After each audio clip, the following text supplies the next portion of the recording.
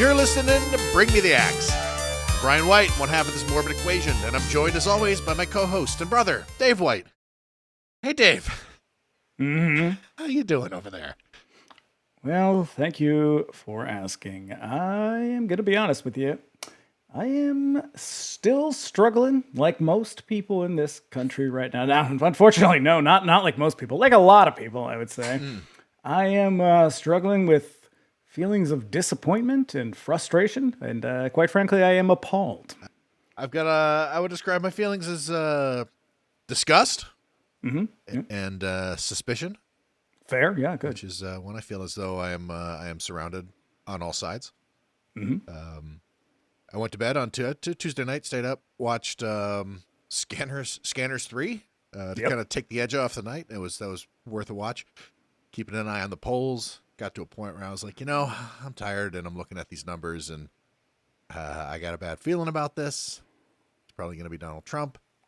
And so I went to bed. I woke up in the morning thinking, I was probably close. And as it turns out, it wasn't. Not even a little bit. No. And I think that's probably, as you know, I'm a fairly cynical, well, maybe not cynical, but I am definitely a pessimistic person. I was going to say, I think that if anybody has ever listened to this show, even one episode, there's a dynamic between the two of us. And I am probably the optimist foil to your pessimism. Yes. Unfortunately, right now, don't got a lot of that going on. Not so much. Well, I feel like I assumed that there was perhaps more of a possibility that he would win, I think maybe than most people around me were willing to acknowledge. Mostly because I don't think much of other people at least those I don't know. And so I wasn't surprised that he won. I think what I was most surprised and most disturbed by is the margins by which he won. And it is what I'm struggling the most with is a sort of deep feeling of having been betrayed. Yeah, that's... And not by, the Republicans were always going to, people who vote Republican, of course they were going to vote. Yeah. I mean, they're shallow, cowardly people. That is sort of what they do. It was all of the other people who are either Democrats or progressives or supposed allies who I feel as though I've been sold out for cheap groceries, or not even that, for the promise of cheap groceries. That's a tough thing to reconcile. Yeah. The people that I kind of surround myself with are probably very similar to the people that you surround yourself with. I'm not obviously as at risk as most of them, but I still see the reactions. I still see the pain and the fear, and I feel every bit of it for them. And I felt like I needed to say something, but I couldn't really find words for it that were constructive or helpful. I just had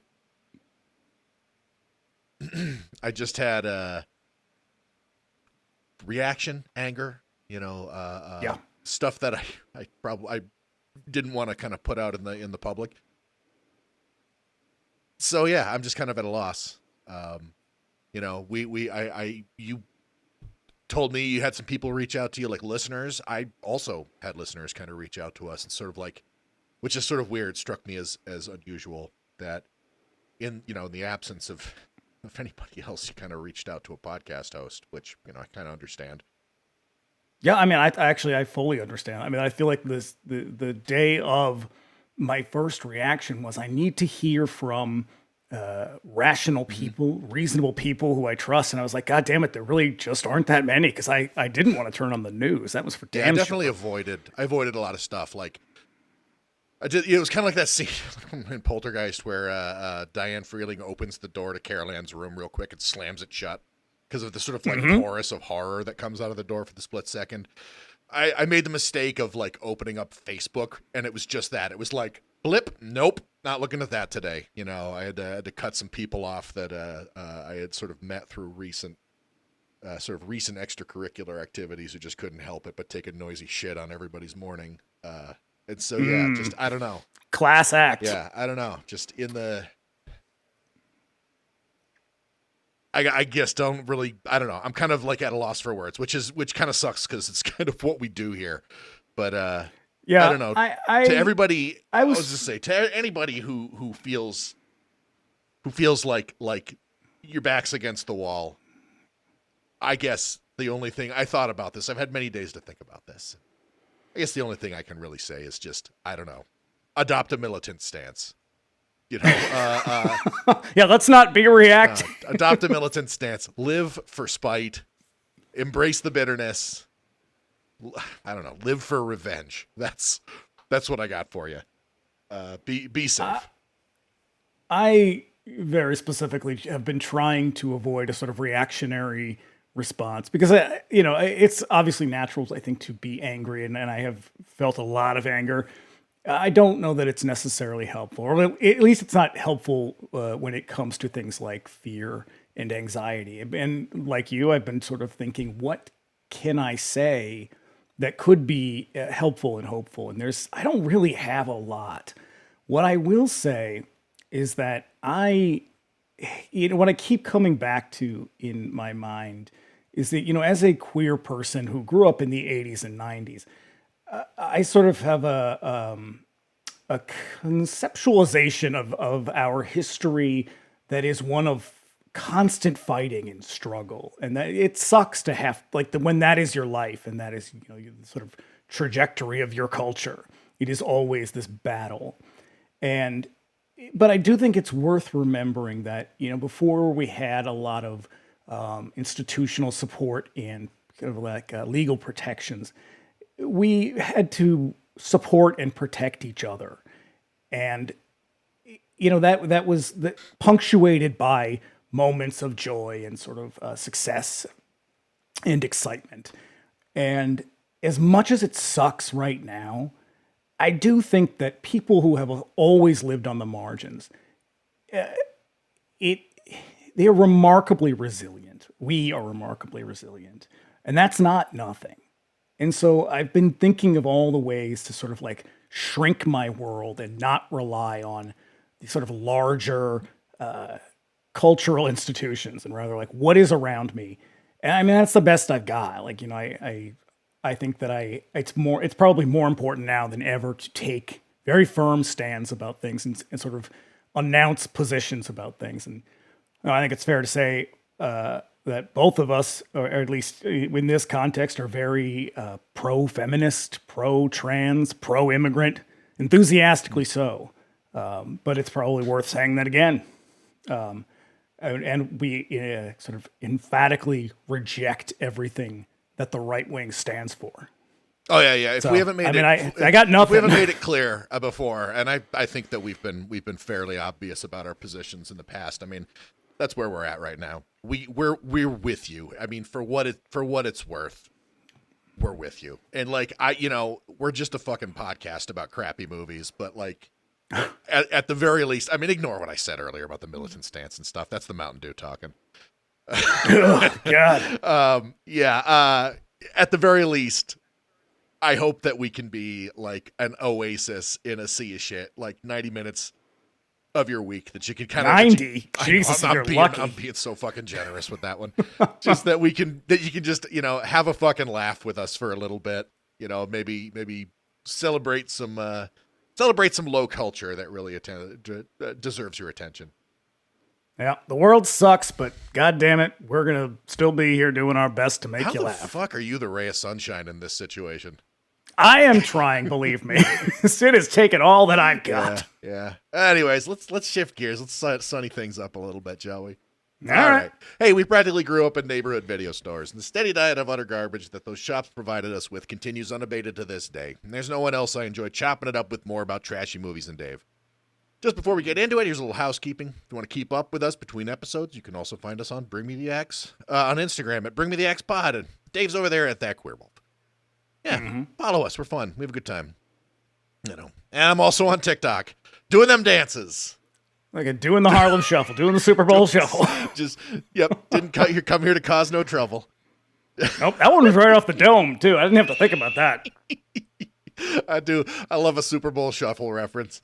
Oh, boy. Yeah, look us up by name over there. And if you don't know, we have another show called 99 Cent Rental, where we cover all manner of video store madness on the week's Bring Me the Axes Off. Our latest episode covering the JCVD action movie Death Warrant is out now, and you should listen to that one, because I think we had a pretty good time with it. It was a romp.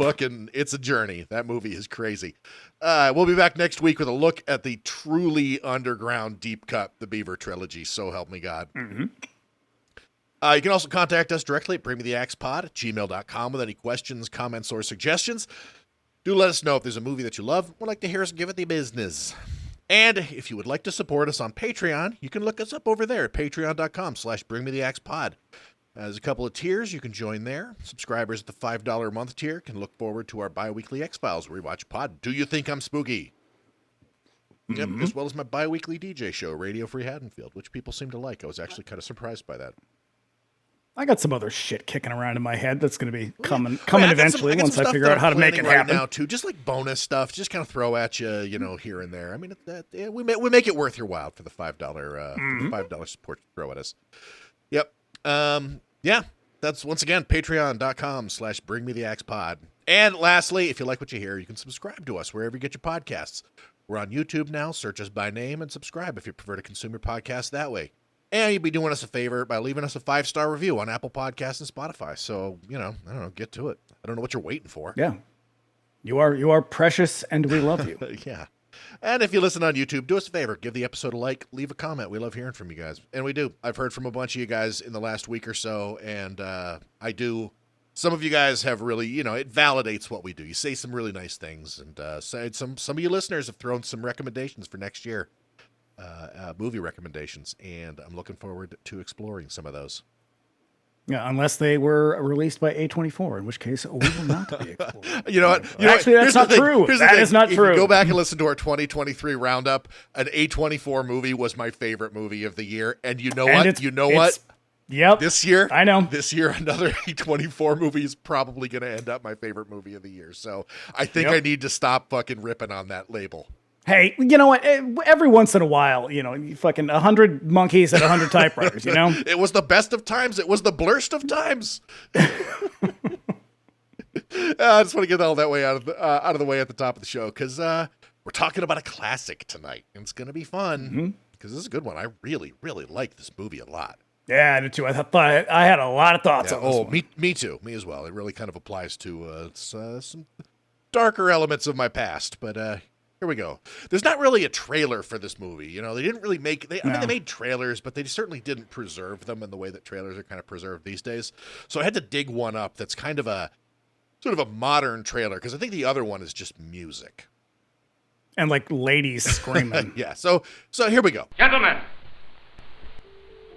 as men of science, we should be curious and bold enough to peer beyond it into the many wonders it conceals.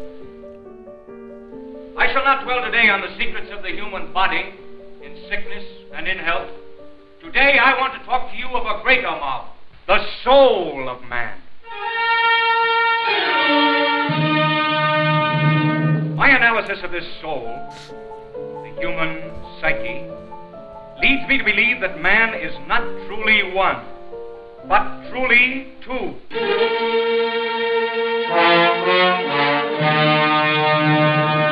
These two carry on an eternal struggle in the nature of man, yet they are chained together, and that chain spells repression to the evil, remorse to the good.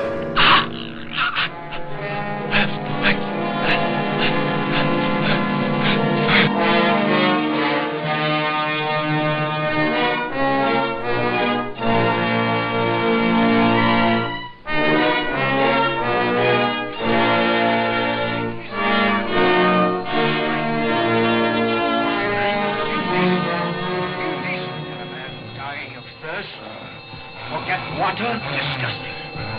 You're mad. Come back soon, won't you? Come back. Come back.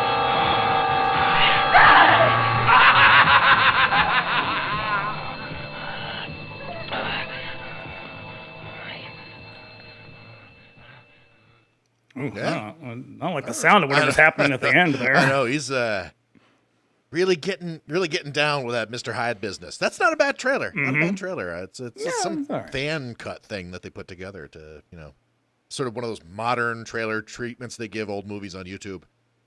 Not bad. Not bad. Nope. No. I'd watch it. I did watch it. Dr. Jekyll and Mr. Hyde. My goodness. That's Jekyll to you. Do you know this is the only version of the movie that they call him Jekyll? I did know that.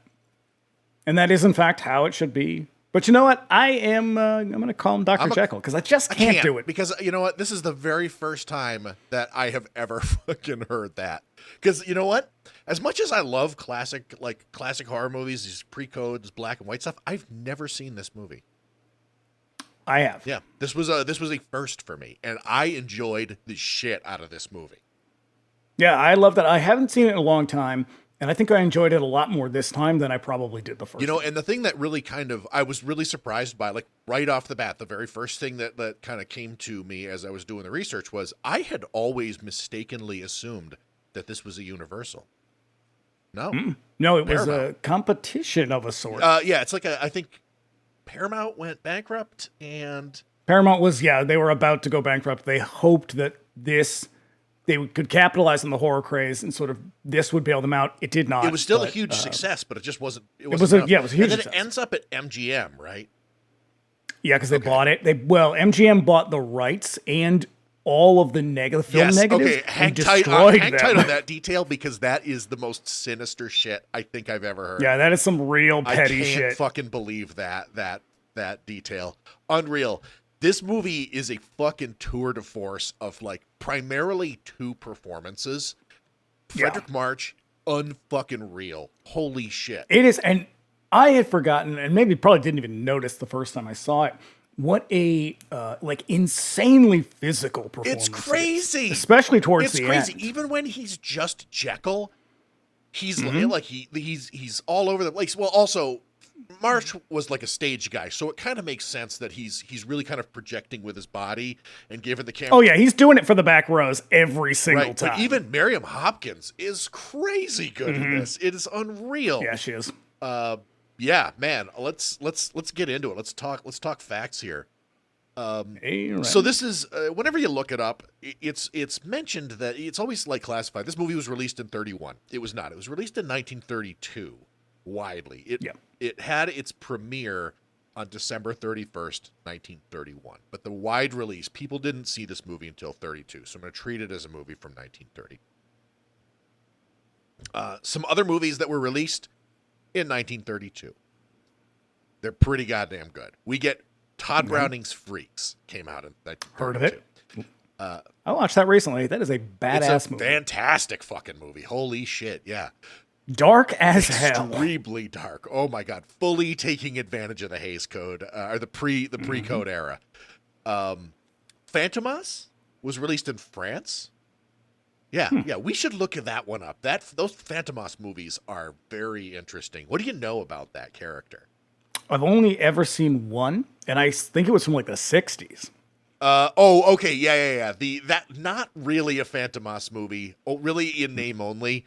What I love about that character is he is the main character of a series of like cheap, like dime novels released in France. But he is the main. You buy the books and watch the movies to read.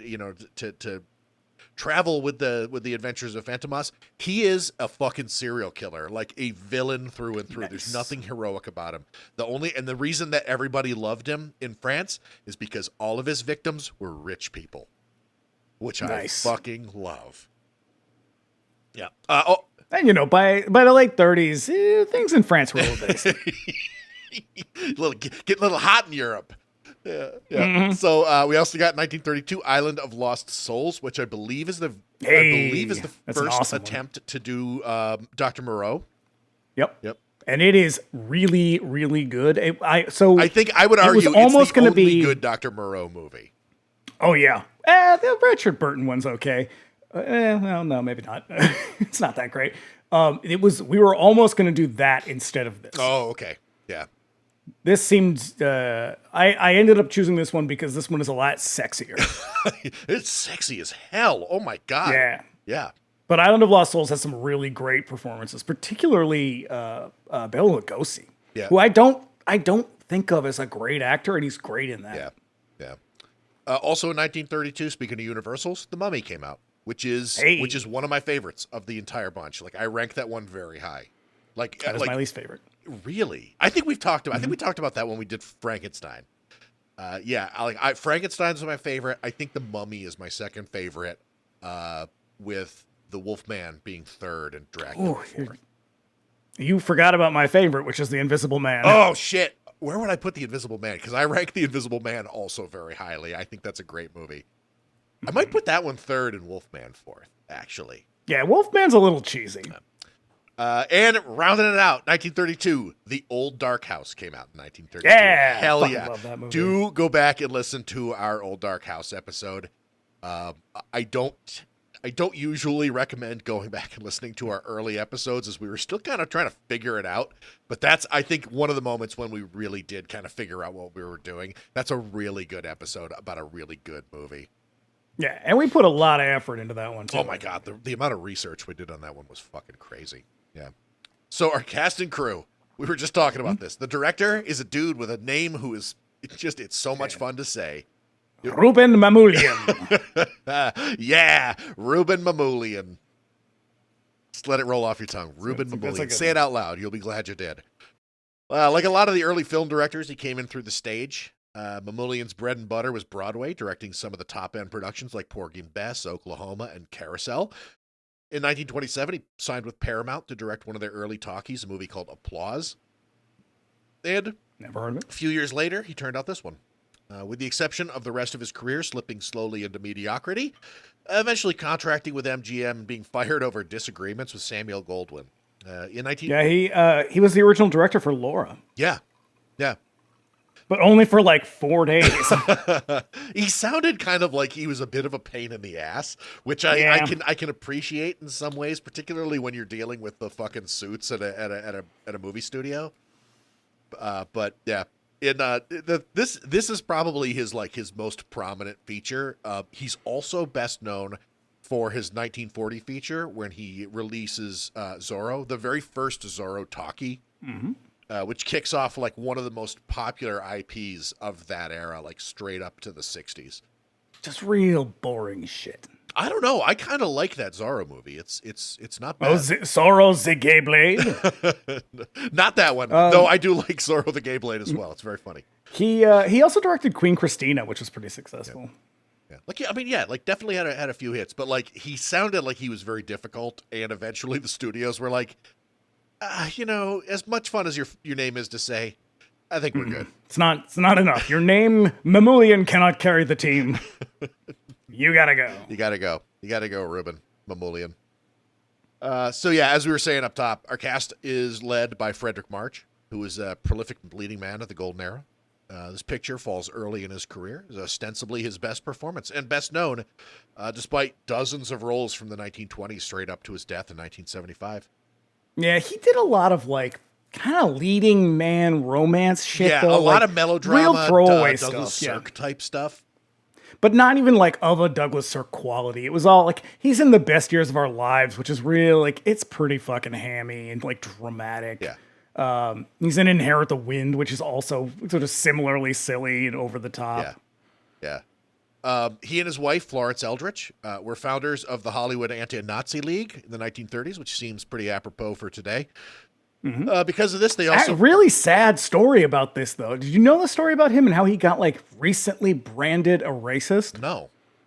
So he was part of, some group where they went by the acronym KKK. Oh, shit. This was when he was in college. This. And so, recently when we kind of went through that whole gotta tear down all the monuments and all this shit because of racist history, this was at Yale, I think. Something like that. Yale, Stanford, one of the big name ones. And his name is on the the theater. The school's big drama theater. Right. And the enthusiastic, well-meaning young people saw that he was a part of this group, and they demanded that they take his name off of the thing, and they did. So also, this is a little bit on the school. nobody bothered to look up that it was not the Klan. It was just another thing, like that kind of predated. Like the Klan wasn't a big nationwide movement at that point. Right. So they didn't realize that they were adopting the name of what is arguably the worst organization in American history. Yeah. Oh, that's fucking sad. I knew a bit of that. I didn't know the part about them stripping. Yeah, so here's this guy who's a lifelong civil rights activist, like working with the NAACP, like doing all this shit. Yep, faced HUAC. Yeah, and nope. They still haven't put his name back. Oh no, just classic overcorrection in the American style. Like again, I know people were well-meaning, but Jesus Christ, just do pick up a book. A little bit of reading. It's all you gotta do. The internet is such a treasure of information. It is vast. Yep. So yeah, he's a hell of an actor who comes alive in this role in such a way that it's very easy to mistake this movie for one. Like I said, one of Universal's black and whites. Like it's really in that style and it's in that vibe. It's very clearly Paramount just trying to sort of like capitalize on the craze. And Jesus Christ, did they capture it? Because this quickly follows Dracula and Frankenstein. Yeah. In a way that really helped to bring about the Hays Code, which we'll get to in a minute, I'm sure. He won the Oscar for Best Actor that year for this very role. He actually shared it. Oh, really? Which is weird. I did not know that part. I only knew that he took the Oscar for Best Actor. Yeah, it went to two people. I don't remember who the other one was. That is a weird... I wrote it down. Have they ever done that before? Like after that? They must. I think that was actually pretty common in the early days of the Academy. I think I wrote it down. Just giving out participation trophies for everyone. Yep. Yeah, fucking snowflakes. So we got...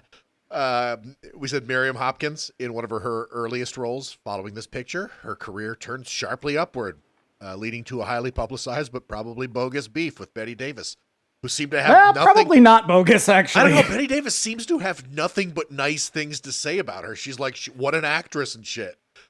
That is true. So this was, I'm sure most people listening probably know this. It was very common at the time that they would pit these actresses against each other in the sort of trade papers. That was great for tabloid shit. Pop that was great magazines. for stupid publicity. But some of them genuinely did hate each other. Like Bette Davis and Joan Crawford really did not care for each other. Yeah. And what's Barbara Stanwyck and who's her sister? Joan Fontaine? Yeah. Is that her sister? Like they really, well, actually that was kind of a one-way thing. It was Barbara Stanwyck. I did not like her. But they did occasionally. I know. I can't. Every time I say her name. Say Barbara Stanwyck without the used to take the trolley bit. Thank you, Family Guy. But it was sometimes they did really exist. And I think with Bette Davis, they maybe were perhaps more accurate than just theatrical. Yeah.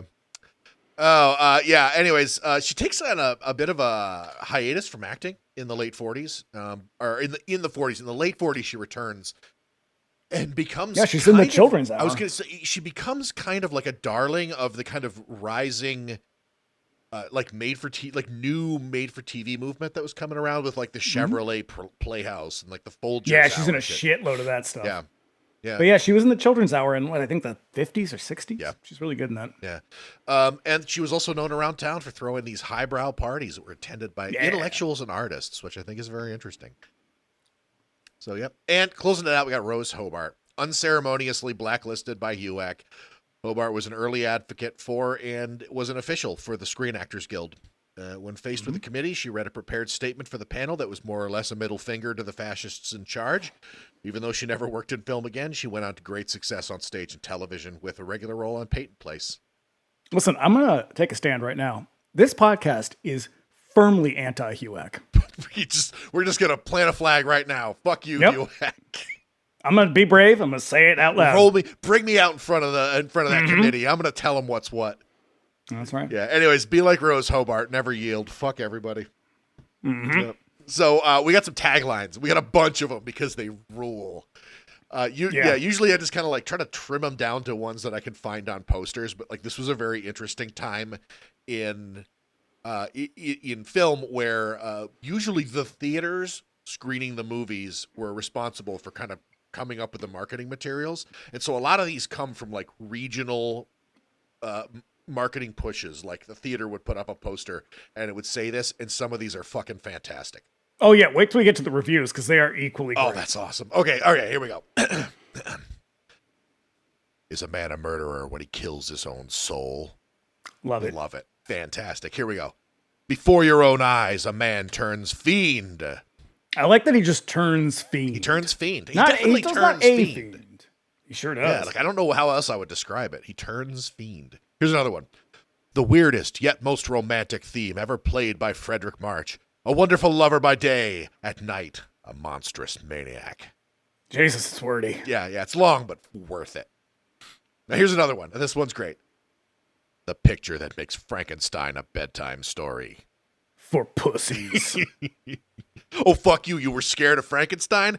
Wait till you see Dr. Jekyll and Mr. Hyde, dick. My favorite is romantic and shocking, spine-chilling and heart-ending. Yeah, only a romantic genius like March could bring you the supreme thrills of this classic of classics. Cast of 500. And man, they were real loose with an M dash too. They loved them. Yeah, and here's another one. This one's great. Audiences stand aghast. Every critic. Oh shit. Audiences. Yeah.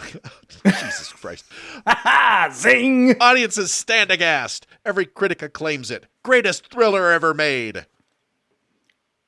And then here's that one's a little hyperbolic if you ask me, just a tad. Here's one. A man who was two men, a supreme scientist and a gibbering brute, a daring, aspiring human intelligence, and a cruel, inhuman fiend. Oh. Yeah, long, but again, crazy cool. And here's the last one. There are so many pearls being clutched left and right. Clutched so tightly they turn to dust in your hand. Mm-hmm. Yeah. Now that's the tagline. Clutched so tightly they turn to dust in your hand. All right, and here we go. Put yourself in her place. The dreaded night when her lover became a madman. Oh, my goodness. They are alluring. I'll give them that. Yep. If you did not know, this was based very, very loosely on the 1886 novella by Robert Louis Stevenson, The Strange Case of Dr. Jekyll and Mr. Hyde. I would say most notably, the difference here is that because Jekyll and Hyde are played by the same person, you know all along that it is the same person. The big twist at the end of Dr. Jekyll and Mr. Hyde is that you did not know that it's the same person because he's not the main character. Well, he is the main character, sort of. It's not told from his perspective. The main character. I think it's his lawyer. I read it a long time It's the ago. character. The character he's replaced in this movie by the character Lanyon. Yeah, he sucks. Yeah, fuck you, Lanyon. So this is the first movie ever to win an Oscar. The first movie to be shown at the first ever film festival, which is held in Venice, Italy in 1932. That's right. Yep. It was nominated for the Golden Lion at the very same film festival, which is the highest honor. The only horror movie to receive such an honor until George Romero's Survival of the Dead in 2009. Which I find that disappointing. Because here's the thing. Because that movie's I've not seen good. it, but I don't remember a minute of it. Nope. Nothing. Yeah, I don't know. Also worth noting, the characters of Ivy Pearson and Muriel Carew are not in the original material. Ivy was invented entirely for the movie, and Muriel was a creation from the 1887 stage play version. The lack of women and the rather bro-y relationship of the men in Stevenson's story have led to some analysis that Mr. Hyde is Dr. Jekyll's repressed homosexuality. I could see it, but also... There's a ton of thematic analysis about this movie. You can apply the sort of duality of character to a lot of things. For me... Because it's an archetype. It's the werewolf. It is so fucking broad. For me, this is a story about addiction. Okay, I have a very different analysis. Okay, yeah, like this is very much like without giving too much away. I'm very familiar with this sort of turn. So, yeah, when I saw this, I was like, "Oh, okay, he's an alcoholic, or maybe he really just loves cocaine." Got ghosts in his blood. It's a toss up, really. I mean, I can see that too. That is definitely, there is an addiction component to this story. Yeah. This is the second adaptation of the novella. The first starred John Barrymore and was made as a silent in 1920. Paramount wanted Barrymore back for the role, but he was under contract with MGM at the time. They hired Fredrich March because of his resemblance to Barrymore. And also because they had a really hard time casting for that role. Like, they couldn't find anybody that could do both roles. Everybody could do one or the other. Yeah, But yeah. March was the first one that to put. Yeah, it. he was the first one that sold it for them. Mm-hmm. But the one, so they wanted someone a little bit younger too. That was one of the bigger issues. Was like Barrymore at the time was also, he wasn't old, but he was getting like 30 older. something. He's in his 30s in this movie. He's not hardly old. But so there's a great quote that it is, they wanted someone younger because, quote, rebellion and transformation is more interesting when it is the result of the ferment of youthful aspirations. The way these fucking people used to talk is exhausting and hilarious. I gotta work, the number of times on my mid-Atlantic accent so I can really sell these pre-code movies, because you got to do it in that voice. The number of times they say "sir" in this is head spinning. 10,000 times in the first 5 minutes. Every other, and that's word not is even sir. a joke. Like, there is probably several thousand. It's crazy. Yeah. Okay, so here's this really fucked up detail that I wanted to kind of put off until now. So okay, so MGM makes this movie in 1941 with Spencer Tracy, and so It is not good. I don't think I've seen that one either, but It's not very good. in that one, yeah, part of the deal is they get all of the negatives of the Paramount versions, and then they order all known copies to be destroyed. Yep. Why? Why would you fucking do that? Because they wanted to be the definitive version. Because their version was also, it was not well reviewed, and it was constantly compared to this version. And so they were like, no, we can't do that. I want them all destroyed. Now, thankfully, they weren't all destroyed. No, that is the pettiest shit in the world. But only it is fucking insane. only business would do that, where they're like, we can't have these other versions floating around. We got to be the definitive version. Destroy all art. Yeah, as someone who is tertiarily involved with the entertainment industry, I can tell you that is not surprising at all. I know, no fucking vision whatsoever. Yeah. For decades, this was believed to be a lost film. I believe they didn't find surviving copies of it until the late 60s. But whoever had whatever print they used for the restoration looks great.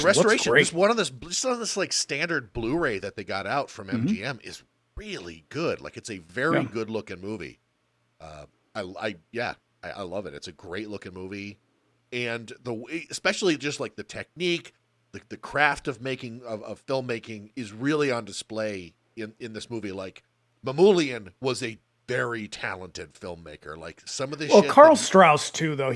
Carl Strauss is the one. Is he the one who came up with the technique for the transformation? Yes. And it was because we'll talk about it when we get to that point, genius. But he had done it before. It is really. And they ended up using it several more times. They use that technique. It's the red-blue filtering technique. It's they use it fucking genius. Yeah, they use it in Black Friday.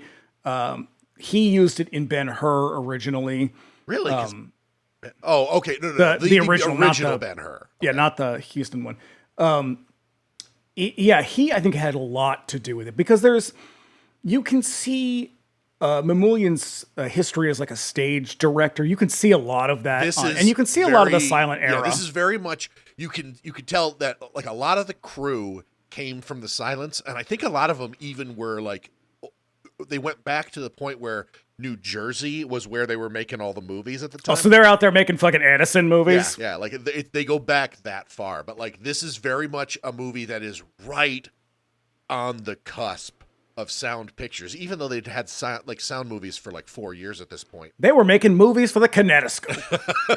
For the Zoetrope. You had to go down to the boardwalk. You got to go to the Nickelodeon. Because this is real industry people, stalwart industry people. Yeah.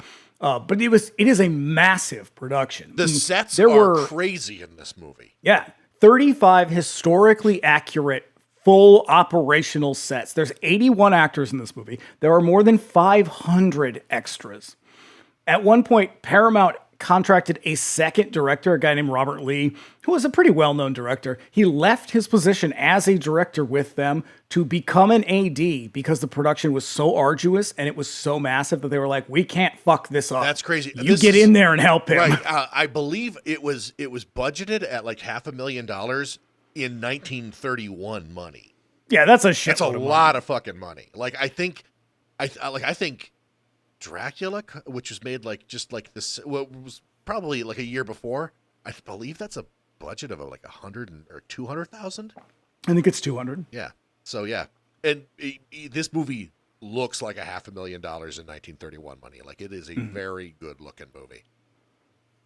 So yeah, as we keep saying, pre-code. If you have not been listening to us, you know, we've mentioned the Hays Code several times. We go into it pretty deep in our Old Dark House episode. Do you want to do like a refresher on that? Because I don't really have any notes here about it. Sure. Will Hays was a big old prude. Yeah. No, the way it works is, so prior to the Hays Code, which was a motion picture production code, that there was like a long list of things you could and could not include in your movies.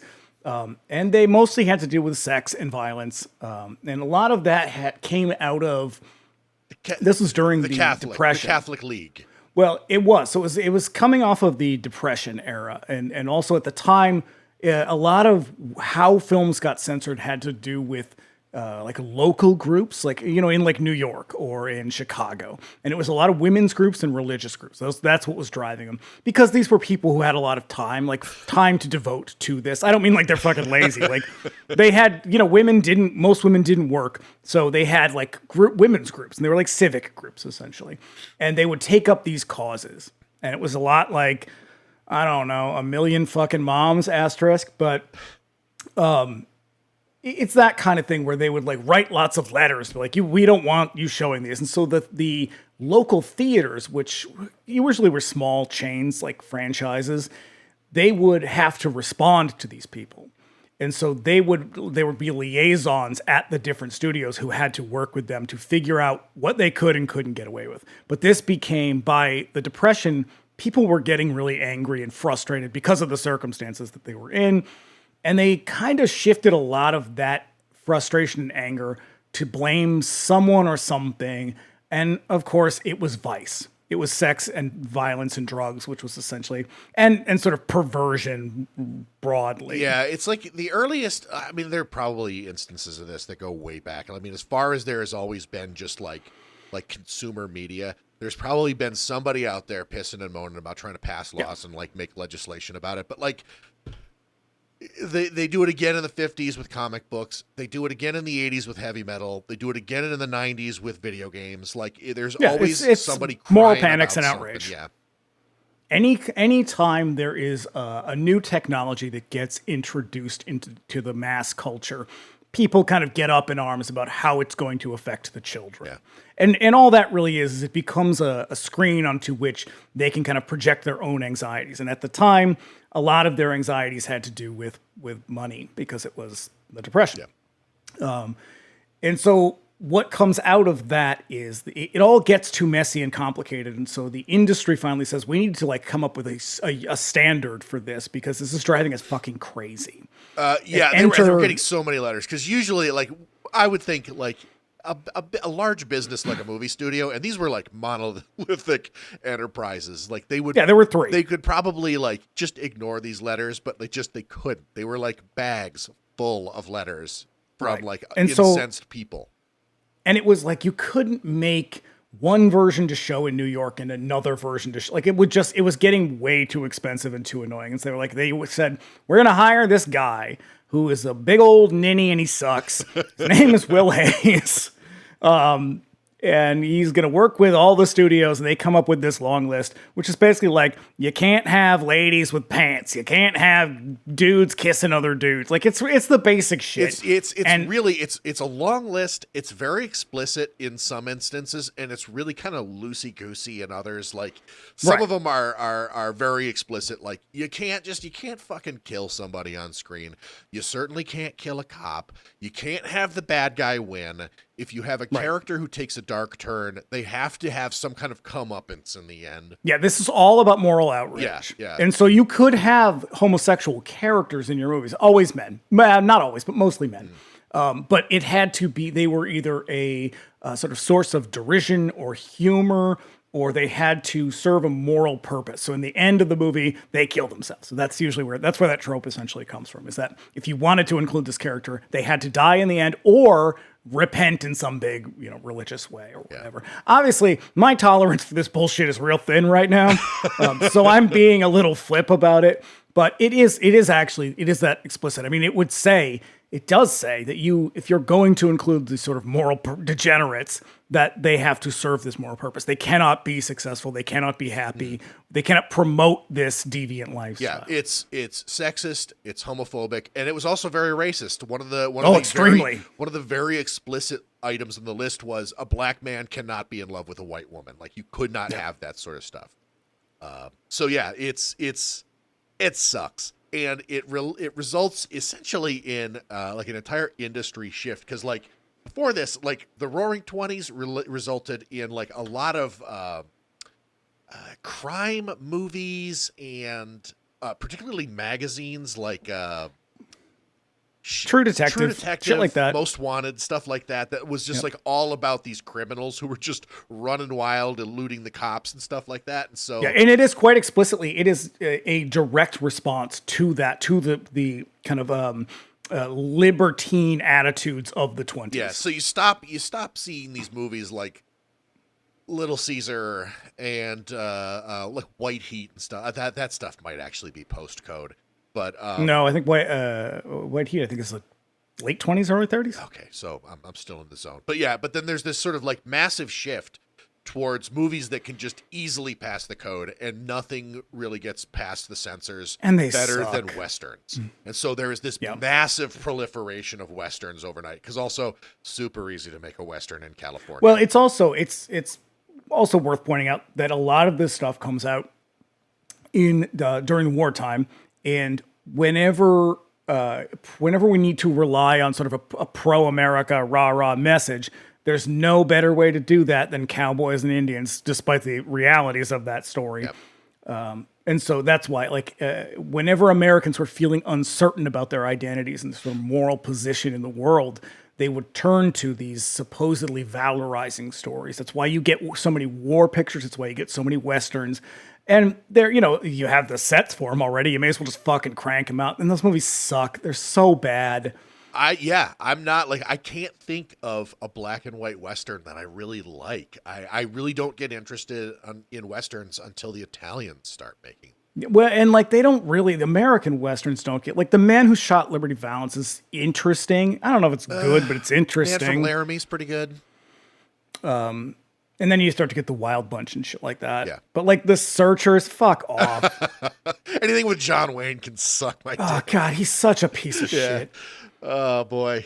But it was actually these movies that really kind of did it in, because, and especially this one is we'll so why. Fucking on the nose. And Freaks as well. But this was around there. So each studio had certain liaisons that would work with these groups. And in this case, it was a guy named Jason Joy who worked for Paramount. And Jason Joy was not quite the ninny that Will Hayes was, but he still hated horror movies. And he really felt like Dracula, and especially Frankenstein. Frankenstein really upset a lot of the censors, but especially that one. And then this one, he was very anti these movies. And so he wrote a letter to the guy, I think it was either the guy at the Association of Motion Picture Producers. And one of the quotes is this beginning of a cycle or is this the beginning of a cycle which ought to be retarded or killed? And he means retarded in the slowed literal sense.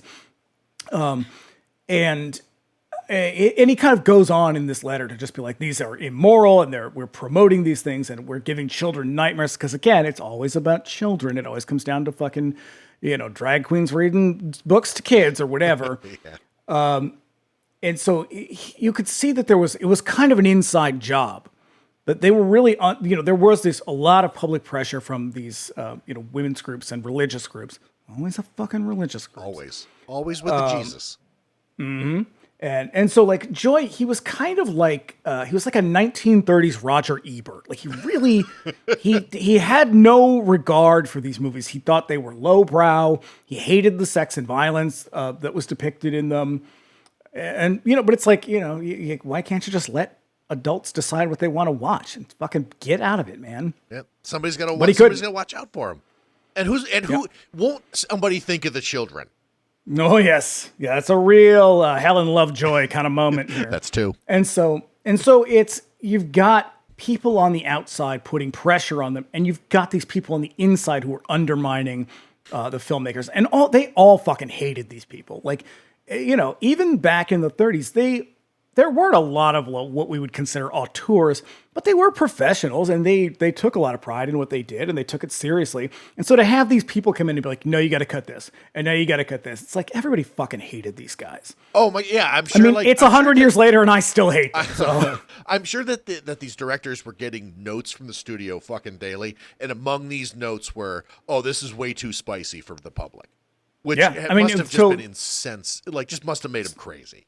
So this gets re-released in 1936, yes. And by that point, the Hays Code, it is actually called the Motion Picture Code. Yeah, it's just colloquially known as the Hays Code. Right. So they were forced to cut 8 minutes out of this movie, so they could get it into theaters. Yeah, and I believe the Hays Code goes into effect fully in 1935. I want to say. I think it's 34. Okay. So what happens is, I think it's super interesting that, like, this movie comes out. And Dracula and Frankenstein, they all come out and they get tons of praise. People are super into them. They're huge financial successes. I mean, this one wins an Oscar. It is the pinnacle of filmmaking for a lot of reasons. The acting is great in this movie. The filmmaking with some technical choices that I think are maybe questionable even for the time. But it's held in such high regard. And then just a few years later, it's smut. Yeah. This is what happens when you invite the Christians in. Just don't bring them to your parties. Don't let them in. Nope. If they sneak in, kick them out. This isn't going to be about Jesus, is it? That's 3. Homer, everything is about Jesus, except this. Yeah. However, as much as the Hays Code and the ninnies hated it, I hear reviewers loved it. Well, they sure did, and it's real fun to read these when you go back and read these, because all right, it's fun. It's also very challenging because these motherfuckers did not bother with a single comma anywhere. Just I'm reading this stuff and it's like, they are like 5 lines of text. Jesus, it's like a paragraph at this point. So this is the Chicago Tribune. They say, you know, that if one shock robs you of your wits, another may jounce them back again. So M dash. Oh, I'm listening. If Frankenstein scared you pink, why not dash over and take a look at Dr. Jekyll and Mr. Hyde? Shit. That latter is, in its way, quite as terrorizing as the former. Now, these sentence structures, they're probably very triggering for me because it's also how I write. I have a very formal way sometimes, and I'm like, you asshole. You know, the thing that I love is, apart from the language, what I love about that particular review is that this is a person who really gets the spirit of a horror movie. Mm-hmm. Like, he is described, or presumably it's a he, but this no, that's a woman. Oh, no shit. Okay, well, she is writing about it as though she is describing a roller coaster, and I fucking love that. Yeah, I mean, and that is kind of how a lot of people described it. So here is LA Times, a guy named Philip Schur, Ruben Mamoulian's production of Robert Louis Stevenson's story marks the most triumphant advance in the brief history of sound films.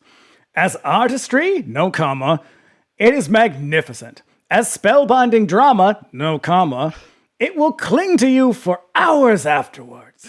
Best of all, it will revive your faith in the movies. Oh, God, I love it so much. Mm-hmm. I love that these people were just enjoying the shit out of themselves. Now, this last one is less praiseful, and I'm going to read it just because I thought it was hilarious that they published this in the newspaper. This is the New York Times, by someone named Mordaunt Hall.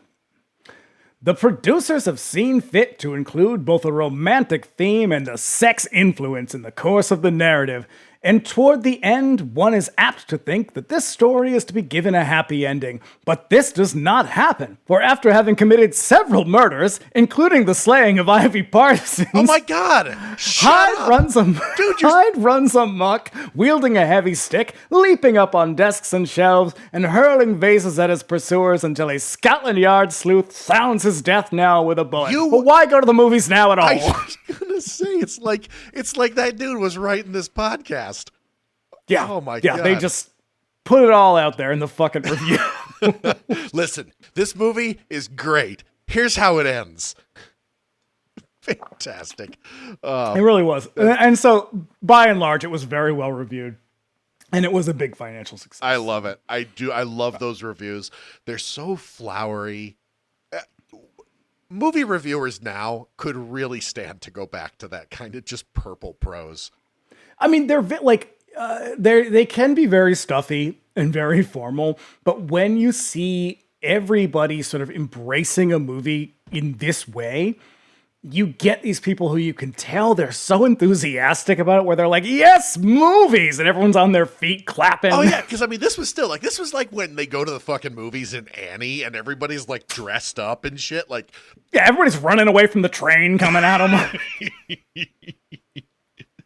Yeah, it's like go to the movies was like an event, and man, I do love that they just get so behind this. That's so they were wonderful. super into it. And they're fun to read, but a lot of times they can be really stuffy, especially when it comes to horror movies. Yeah. I mean, like we're still real early in the cycle, and people haven't soured on horror as this kind of like lurid spectacle. I'm so happy about that. Like that, just like normal movie reviewers for newspapers are like, this was fucking great. I had such a good time. You will too. Get the fuck out there and watch this movie. Yeah, and I mean, nobody seemed. A lot of people acknowledged they acknowledged the sex, but not so much the violence. But I think it was more the violence that actually upset a lot of people. Like this didn't make it to theaters. This movie's got some, but I would say it is way sexier. It has a different kind of sticks violence out to me in this movie, because like I am not. Even in a lot of pre-code stuff, like they're not quite as on the nose as this one. Like that scene where Ivy Pearson is sort of like dangling her leg over the bed, like that. They stick with that for like a couple of minutes. It's yeah. So it didn't get. There were a lot of European countries that wouldn't show it at all. No kidding. God, when did Europe get so stuffy? Well, I mean, if you think about it, Italy, like what was their first horror movie? It was 1955 or something like that. Yeah. Also, I'm not sure Mussolini was into this sort of thing. So, oh well. Yeah. You want to talk plot? Let's do it. Let's do it. All right. So we open in the first person as Dr. Henry Jekyll plays the organ. In what is probably the weirdest first place. So we're gonna get this is our killer cam essentially. Yeah. Color me, New York Times. This is the killer we're looking at here. But it's as though it's through his perspective, but it's as though he's only looking through one eye. Yeah, because it's got that sort of vignette treatment where there's like the sort of darkened corners. Yeah. Yeah. It's very odd. That's some of that stuff that when I was watching it, I'm like, okay, this is a real like silent movie quality to it, because a lot of silence did this, but they did them like the entire time. Like it was something about the lens that they used. We're gonna get a lot of like really up close shit in this movie, and that feels very silent. Very silent. Like when the very first time that Muriel and Henry get together, like they do that thing where it's like they cut to wide and then they cut to close, and their faces are almost touching, and then they cut real close on their eyes, and like that's in 1080 you can see every single pore on this man's face. Yeah. His manservant Poole comes in to tell him that it's nearly time for his address to the university, to which Jekyll replies, "You know, Poole, you're a real nuisance." To which... Yes, sir. Very good, sir. Yes. Poole's a real sassy bitch, and I love him. Meanwhile, Poole brutally rolls his R's harder than the beginning of Bride of Frankenstein, I'd say. Yeah. So, and then he says, would you like your coat or your cape? And I thought, not enough people wear capes these days. Here's the thing. I think primarily in heavy metal, we need more capes. We need more torches and capes. Jill, maybe not so much the torches anymore, but the capes. King Diamond wears a cape. Jill Janus wore a cape. Bring back the capes. I mean, King Diamond is basically Mr. Hyde. he really is. But just with face makeup on. Yeah. So now Jekyll takes a coach over to the university. Along the way, the word "sir" is uttered like fucking 500 times in 3 minutes. At the university, Jekyll addresses a large room of dudes who are ready to have their world rocked by his supreme oratory skills. And seriously, can you imagine if every college class you ever took was this level of like theatrical pontification? It would have been exhausting. He is like, he gestures like Adolf Hitler. This is like a tent revival, except for science. Yep. And everybody is like, ooh, what's he going to talk about today? I can't wait to hear what he's got to say today. Like they're all... But not the older. The older dudes are like, harump. Yeah. So, we finally switched to third person for Jekyll's speech. This whole time, this is like a 5-minute segment. It's all in first person. And it's going to... Because it's essentially our exposition dump. It's like, here's what the movie's kind of about. Yeah. So, the speech is, of course, about the duality of man. The human soul is, he believes, broken into two selves. The ordered, civilized man and his repressed bad guy. This is very Christian. It's also what Carl Jung would eventually kind of get up to. Carl Jung, you Jekyll bastard. suggests that the bad guy could be separated fully so that the good guy could be fully free to be his best. And with the right chemistry, this process could be realized. Mm-hmm. To demonstrate his goodness, we shoot over to a hospital for the disadvantaged, where Jekyll coaxes to the disadvantaged wig-wearing children. I was going to say... The wigged children. Is it a wig? Oh, boy. Oh, hell yes. Yeah. This scene is I was so uncomfortable with this. I can walk, sir. I can walk. Yep. Mary, because at first Mary's such a Debbie Downer, this little girl on crutches, and she's like, "No, sir, I can't do it, sir." And he's like, "Shut up! Give me them crutches, girl." And she's like, "Oh my god, I can walk! I can walk!" And of course, it's like a weird close up on her fucking wigged head. Oh, it's so much awkward. pancake makeup on that face. She's like Baby Jane Hudson, but like when Baby Jane Hudson was actually a little girl. Oh, it's so weird. And then we do like a really the first of many odd split screen transitions. Those like transitions it's essentially a star wipe. It's like a star wipe, but it's done manually. Yeah. It's very, very strange because it's like, meanwhile, on the other side of town. Yeah. But also it doesn't end with a little girl. There's also an old lady who, Jekyll, he's expected for dinner over at the Carew residence, but he can't go quite yet. He has to perform surgery on an old lady. He'll be there. He'll go to the Carews in time for the waltzing. Now, this is supposed to show us that Dr. Jekyll is the goodest of good boys. Yep. He is perfect in every way, except for the fact that he is ignoring his beloved. Not the first time. At every fucking turn. Not the last time. He is gonna stand her up constantly. And that's a thing that the movie. So the story is surprisingly complex, but it's not told with a lot of nuance because it is told in this very black and white kind of like good bad way. Oh sure, it is. And it's like capital G, capital B. Still, good bad. This is the effect of it being still really kind of novel in terms of sound pictures, because like in the days of silence, like there was no room for nuance. You had to beat the audience over the head with what was going on. Otherwise, your movie is like 90% dialogue cards. But what they completely ignore is that, yes, he is probably a good person. Like, he's as good as anybody else is. He's here doing this charitable work. But like, it becomes very clear eventually that he's prioritizing this over everything else in his life. And maybe they just couldn't see this at the time, but like, that's also not good to be this devoted, especially to the extent that you're ignoring everybody else in your life. Now I will say, Muriel has maybe one too many fucking parties in this movie. Every goddamn night, there's another fucking party happening in our place.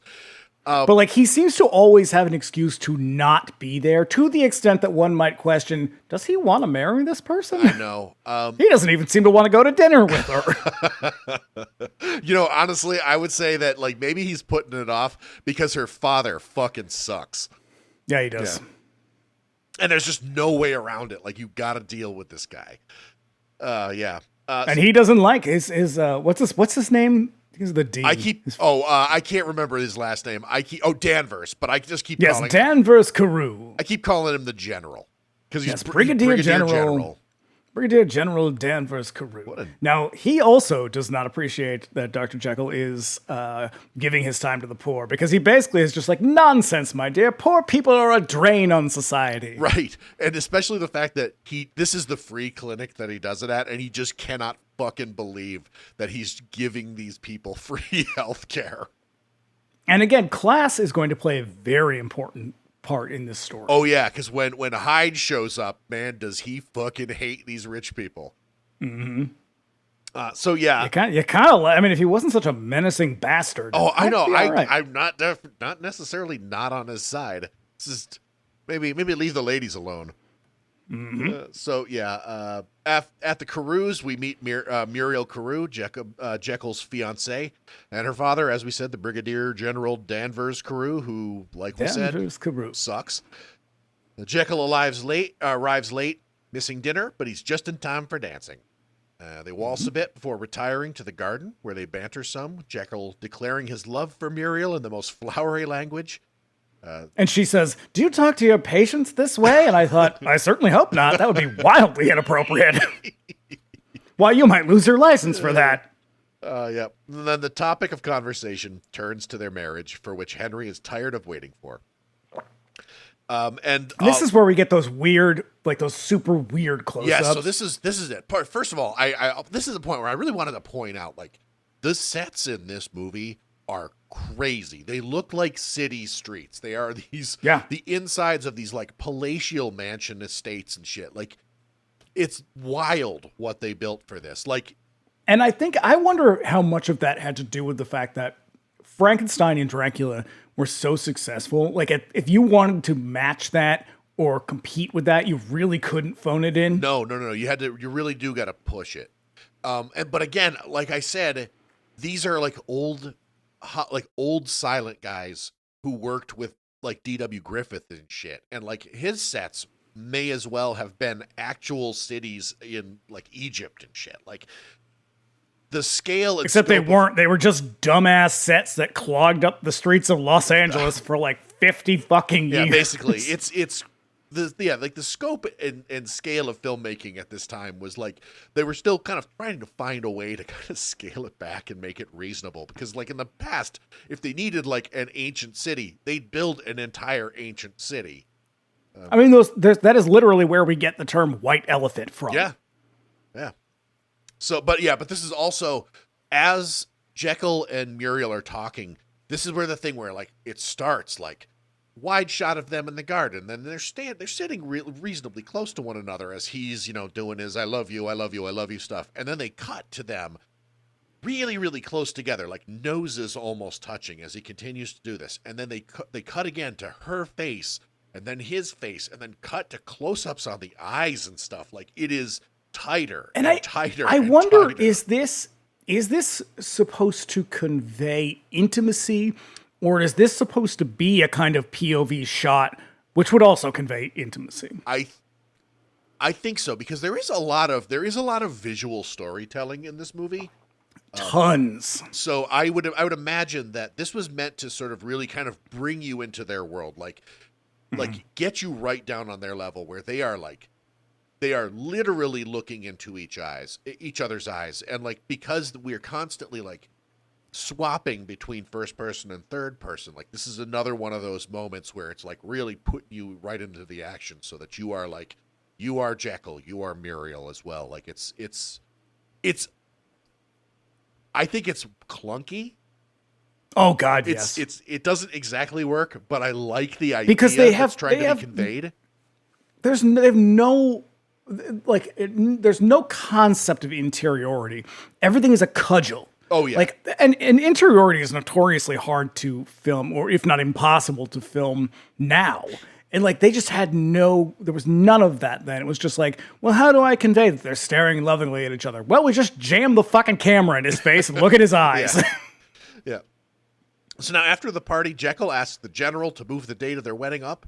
And we learn that they're to be married on his own anniversary, which is just weird as hell, man.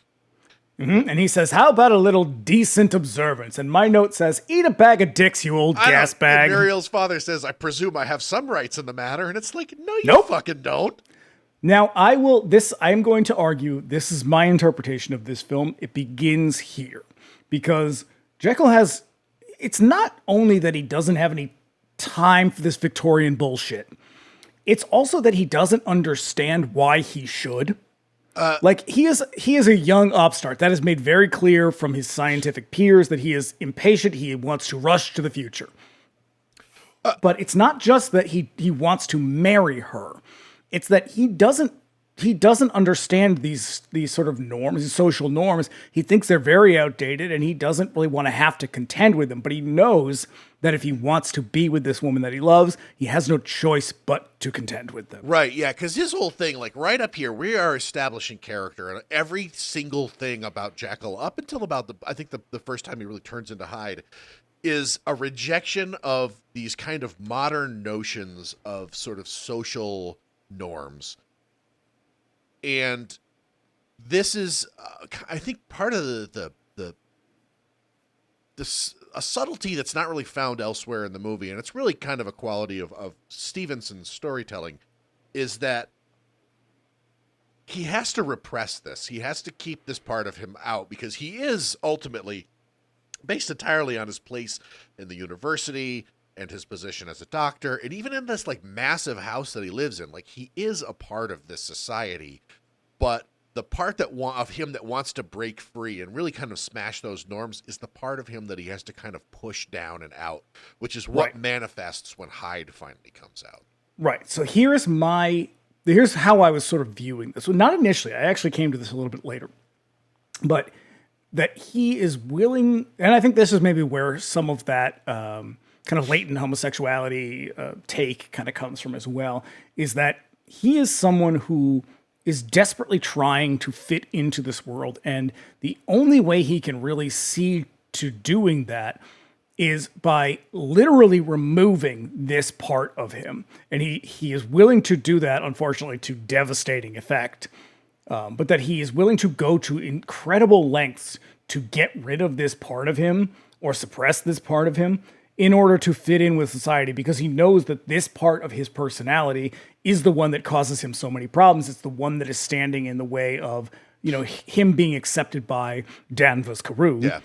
Or being, fully respected by his scientific community and even by his fucking asshole friend, Dr. Lanyon. Yeah. Who's a real shitty friend. Like, this is also it's a class consciousness in this this otherwise just standard horror movie.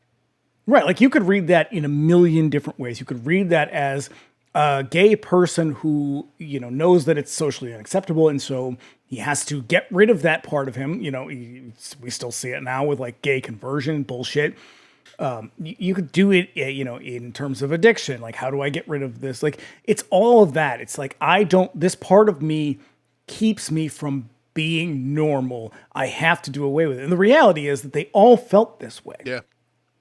And everyone was just too fucking uppity and decent to acknowledge it. Because the thing about Mr. Hyde is not that he is violent and brutish and like hypersexual.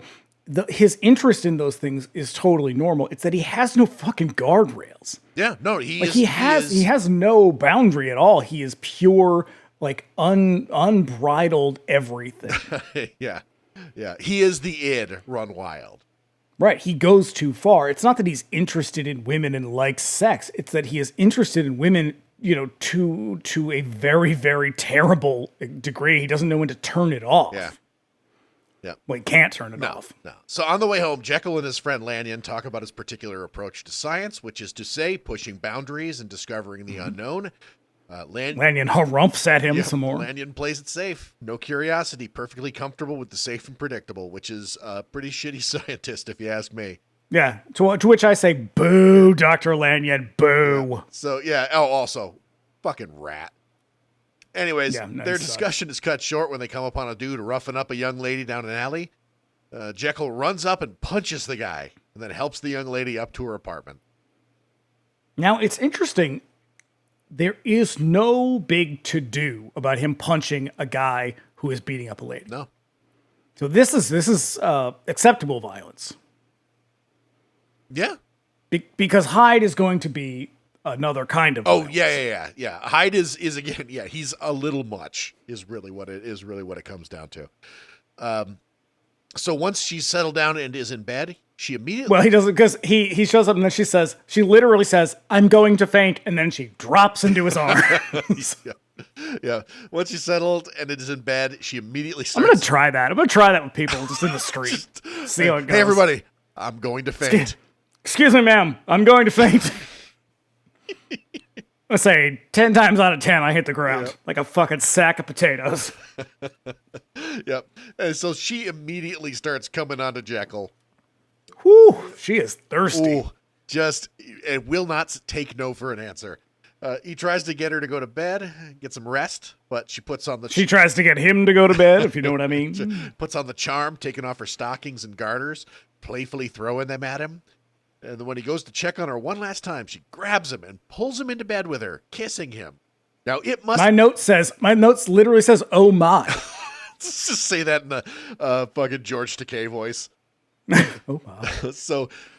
it is because he says to her, he's like, looking at her bruises or whatever, and he says that her garter belt is too tight and it's affecting because this line will come back later in a much worse way.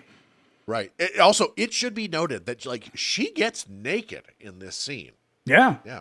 And it is very provocative. It is ridiculous. That's the thing that I think was most surprising is I'm just not used to that level of of sexuality in these movies. Like, you don't see it. Like, there's side boob and there's, make no mistake, I mean, a part of the composition of the shot is she is not fully covered in a way that lets you know she ain't wearing nothing in this and scene. she's unrolling her stockings and she sort of flings them toward him and her garters. It's a very, very very sexy moment. Yeah.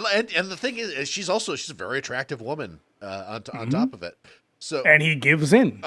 Sort of. Lanyon shows up because she kind of assaults him. Yeah, comes in to break up the whole thing, and he's like, "Consider the kiss my payment." And then, and a lot is made of her being a prostitute in this movie, and they're never explicit about it. No, it's implied. It's in a pretty way heavily that implied. You understand. And that is also new to this version of the movie. Well, she's not even in the story. Right. So as they walk away, there's a shot of her leg swinging from the bed as she whispers, "Come back," as if to imply that it's rather stuck in Jekyll's head. So they're going to do this a shitload of times because this is how they kind of clumsily deal with interiority and sort of monologue. And it works really well here. It does not work on the other times they use it, but it works very, very well here because it's a silent moment. What I love about this scene in particular is the Lanyon and Jekyll scene just continues. They continue walking down the street. It's a close-up shot of the two of them talking, and their conversation carries on. But superimposed over this, as though he can't shake the thought of it, is this woman's leg, just dangling from the bed, with the garter sort of up on her thigh and shit. He cannot shake this scene. But it's also superimposed over both of them. Yeah, so there is a way they could have done this where if you wanted to just say this is stuck in Jekyll's head, it could have just been over him, but it's actually over both of them to imply that they're both thinking about this. Yeah. Yep. They're just normal men. Say it. They're just innocent men. Normal men, just innocent men. God, it's the most brilliant thing ever captured. Yep. So back in his lab, Jekyll works on science stuff. Now, look, I'm no scientist. This is clear. But if I was, I don't think I would be feverishly smoking a pipe while I'm mixing potions. Yep, just feverishly throwing shit in, like a little of this and a little of that. I'm Yeah, this is a real mad science kind of moment. This is, honestly, I would say this is probably, I mean, along with Henry Frankenstein's laboratory, like the Henry Jekyll lab with like all the beakers and like the glass science shit, like these are where those tropes like where they kind of crystallize and kind of become a thing that eventually you fucking see in every horror movie going forward, like into the 1970s and stuff. Yep. Like it is shorthand for mad scientist lab. So yep, when it's he's feverishly preparing a cocktail of some sort of chemistry. When it's ready, he quickly scrawls a note to Muriel telling her that he loves her, and if he dies, he died for science, and he loves her forever. Yep. And then he chugs that nasty shit down in first person and begins to choke on it. Now, here is an incredible moment in film history. I had to really, I did not look this up ahead of time. I did not know how they did this. The fact that they do this in camera is nuts, because it is truly, truly impressive special effects work. Yeah.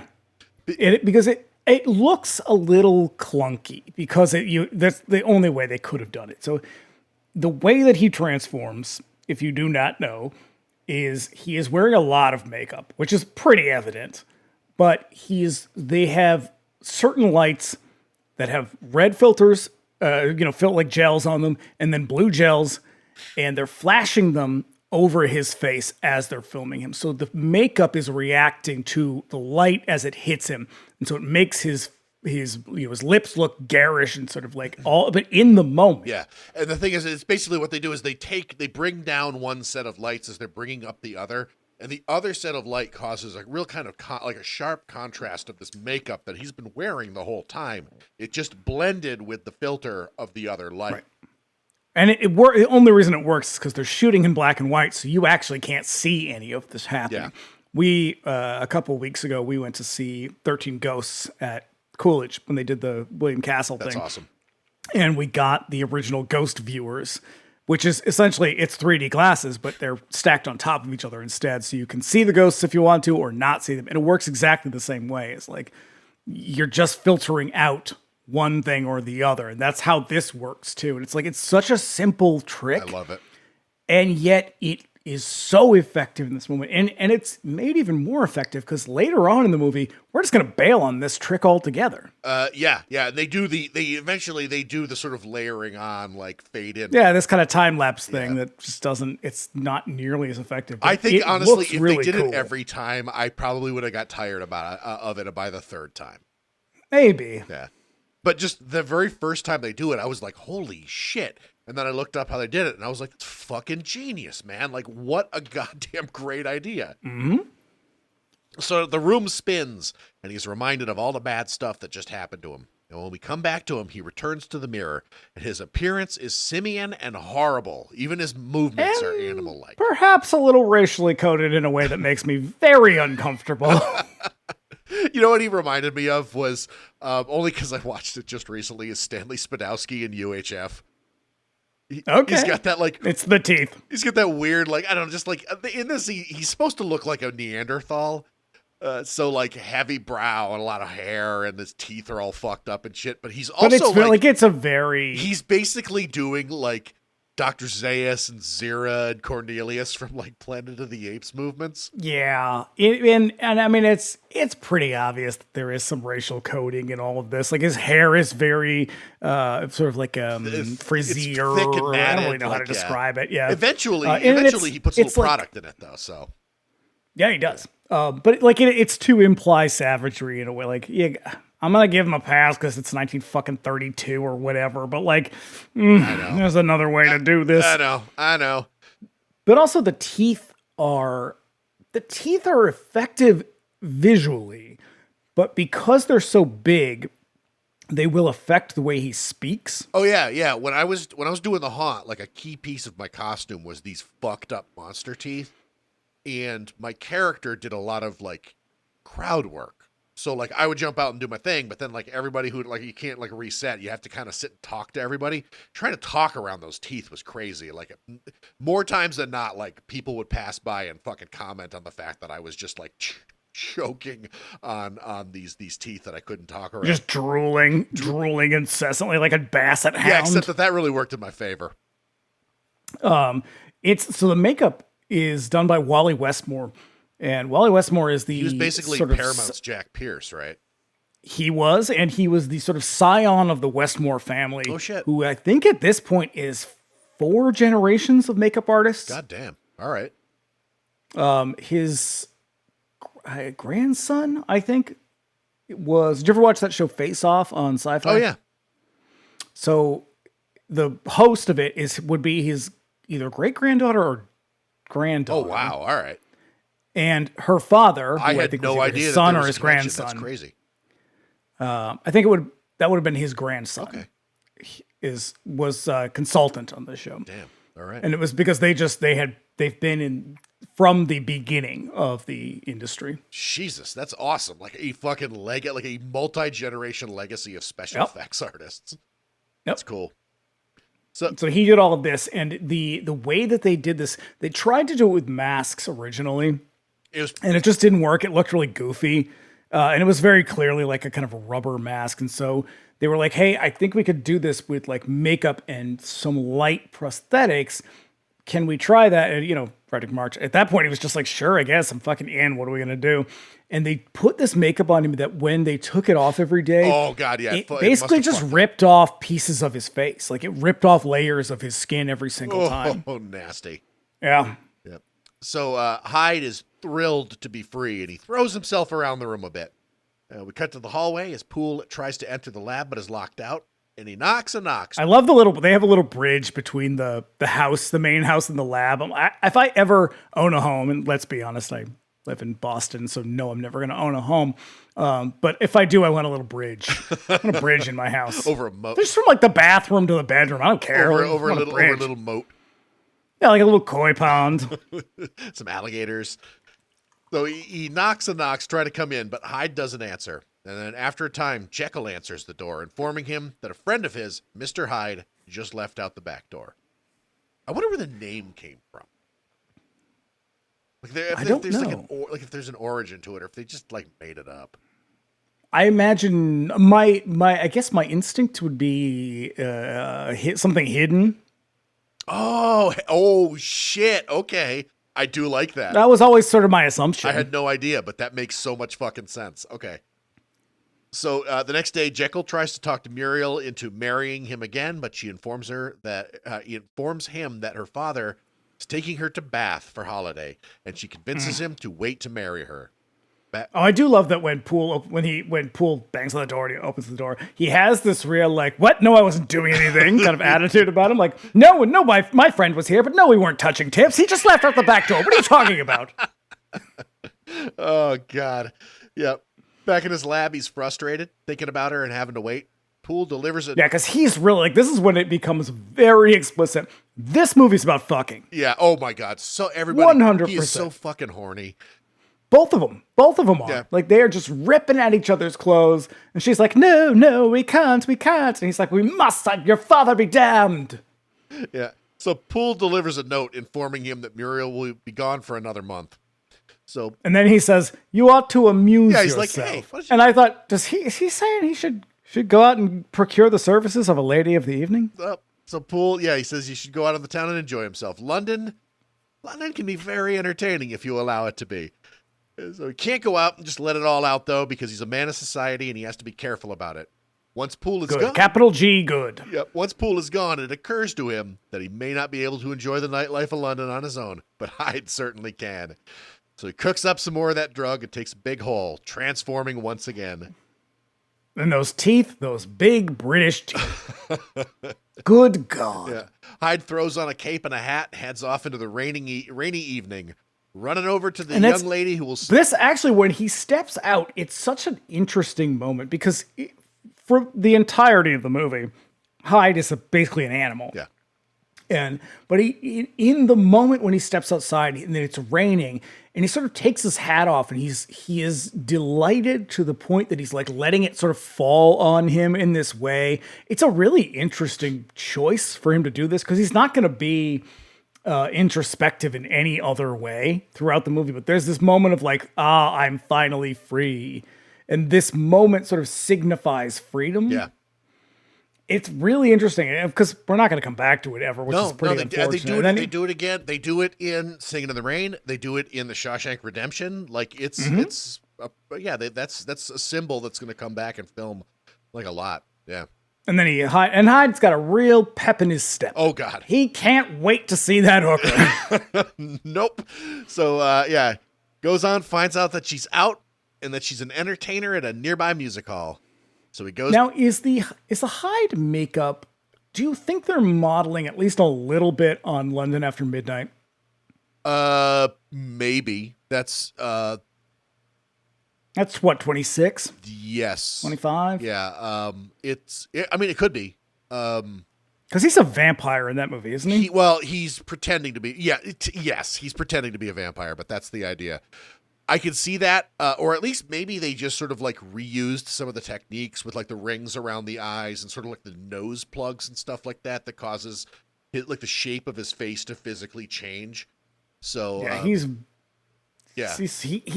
is genuinely upsetting looking. Yeah. It must which have is hurt another like hell to wear that makeup. Oh fuck yeah. And it's another interesting turn from the original story because in the story he doesn't look any different. He is a very suave, very charming. He's just a monster. Like he is someone who gets everything that he wants through violence, or the threat of violence at least. But he still fits into society. He's kind of like a gangster. He just fits into society. Like he reminds me of the Krays. Oh shit, yeah, okay. Like he's kind of that. The original sort of cultural touchstone for the Stevenson one was Jack the Ripper. Yeah, obviously. He's just this guy 2 years later or whatever. Who moves among us, who is also capable of really horrible crimes. But he's also an upper class person. Like he is a man of means, and he is very sort of his class status is evident in his dress and in the way he sort of comports himself. Whereas Hyde in this movie is a beast. Right. Like he almost literally a beast. Yeah. Like he is off-putting to people as he walks by. Yeah. That's just the sort of like the influence of the film. Like you have to differentiate the two of them, and you're making a horror movie here, so make him a monster, because eventually everybody is going to react to him as though he is monstrous. Right. And it comes at a time when you've got Dracula and Frankenstein. They're all the Universal movies. They're all monsters. Yeah. You have to make, otherwise he's just a bad guy. Yep. You have to make him a monster physically because they have to fucking telegraph everything in this movie. Yeah. So he orders a bottle of champagne, terrorizes the waiter as he stands there expecting a tip. I love as the waiter walks past him, he fucking trips him. Yep. And then meanwhile on the stage, the dancers have on some very ill-fitting tights. I noticed that too. Out comes Ivy Pearson, the young lady from before, singing a song called Champagne Ivy. Hyde tells the waiter to send her over to have a drink with him. Well, that's not quite what he says. He says, tell that wench in black to come over and have a bottle of wine with me. Yep. So she can't see him immediately, but she's excited by the danger and goes over to see him. But things don't go so well. He showers her with compliments, but he's also extremely aggressive about everything, promising her luxury. He calls her it. Oh shit! Yeah, he does. She is something to be possessed. Everything to Hyde is something to be possessed. And it's these moments. I don't respond to horror in the way that a lot of people do. I don't find shit scary, and I don't find this movie scary. I find these moments between Hyde and Ivy are very they're sort of fraught with danger, and you can feel that. Yeah, I have a note here a little later on. This is excruciating. Yeah, like to watch him treat her this way is brutal. And I think that's maybe the real difference between movies like Dracula and Frankenstein and The Mummy is that those are fake monsters. this is real world horror. Like, this is something that at the time was happening. Like, really treated women this way, you know? So yeah, one of them just got elected to be president of the United States. Oh, shit, yeah. Make America Dr. Jekyll and Mr. Hyde again. But yeah, I was every time, because they have really 3 interactions in this movie that are very long, and they are excruciating to watch because he is very menacing. Uh-huh. And the implications of each one are really upsetting. Right. There's also, his body language is fucked up too. Like, cause it's not just that he's like just pawing her and like getting real close to her. He has this like shit. He's constantly like blinking and wincing and just this thing with his mouth over the teeth constantly that is really, I can't really describe it. You got to see it, but he does it enough that it becomes very characteristic of the character. Yeah, he's probably trying to keep them in his mouth. It could very well be like that. Like they're just like bridges. Cause there's a couple of times where he like laughs maniacally and you can see his regular teeth behind him. Yeah. Yeah. So, he's love bombing her, but he's also extremely aggressive about everything, promising her luxury and money for her companionship. When one of her suitors comes over to pull her away, Hyde smashes the champagne bottle and drives him back with a broken end, violently sitting her back down with him. I don't know if you recall, a couple of weeks ago, I was drinking something and you were like, oh my God, that bottle looks enormous. And I explained to you that with certain things, the glass on certain bottles is thicker for a certain reason. A champagne bottle is going to be the thickest of bottles because you are conditioning this, and the yeast inside is very, very active. And if you put that in any random bottle, it will explode. And so you have to have a bottle that will not explode. The force that it would take to break a champagne bottle is not the kind of force that a man has. Ah, but he is no man. He is a brute. That's right, he is beast. So, yeah, sometime later, Lanyon comes to call on Jekyll, but finds him out. The general has written to tell him that Jekyll hasn't answered any of Muriel's letters, and she's very upset. Poole informs him that he hasn't really seen Jekyll either. He comes and goes by the back door at night. So, by day, Ivy's landlady drops by for some tea and gossip. Ivy is bruised up a bit and very anxious. And as the landlady talks some shit about Hyde, in walks Hyde in a crazy-ass hat. Yep. He threatens her. It is a fantastic, it is like an old-timey, he is a highwayman hat. Yeah, it's like, it's meeting like fucking, goddamn it, what is his name in Dracula? Renfield. Meeting Renfield at Borgo Pass hat is what it is. Yes, he is like Puss in Boots hat. It is the best fucking hat in the world.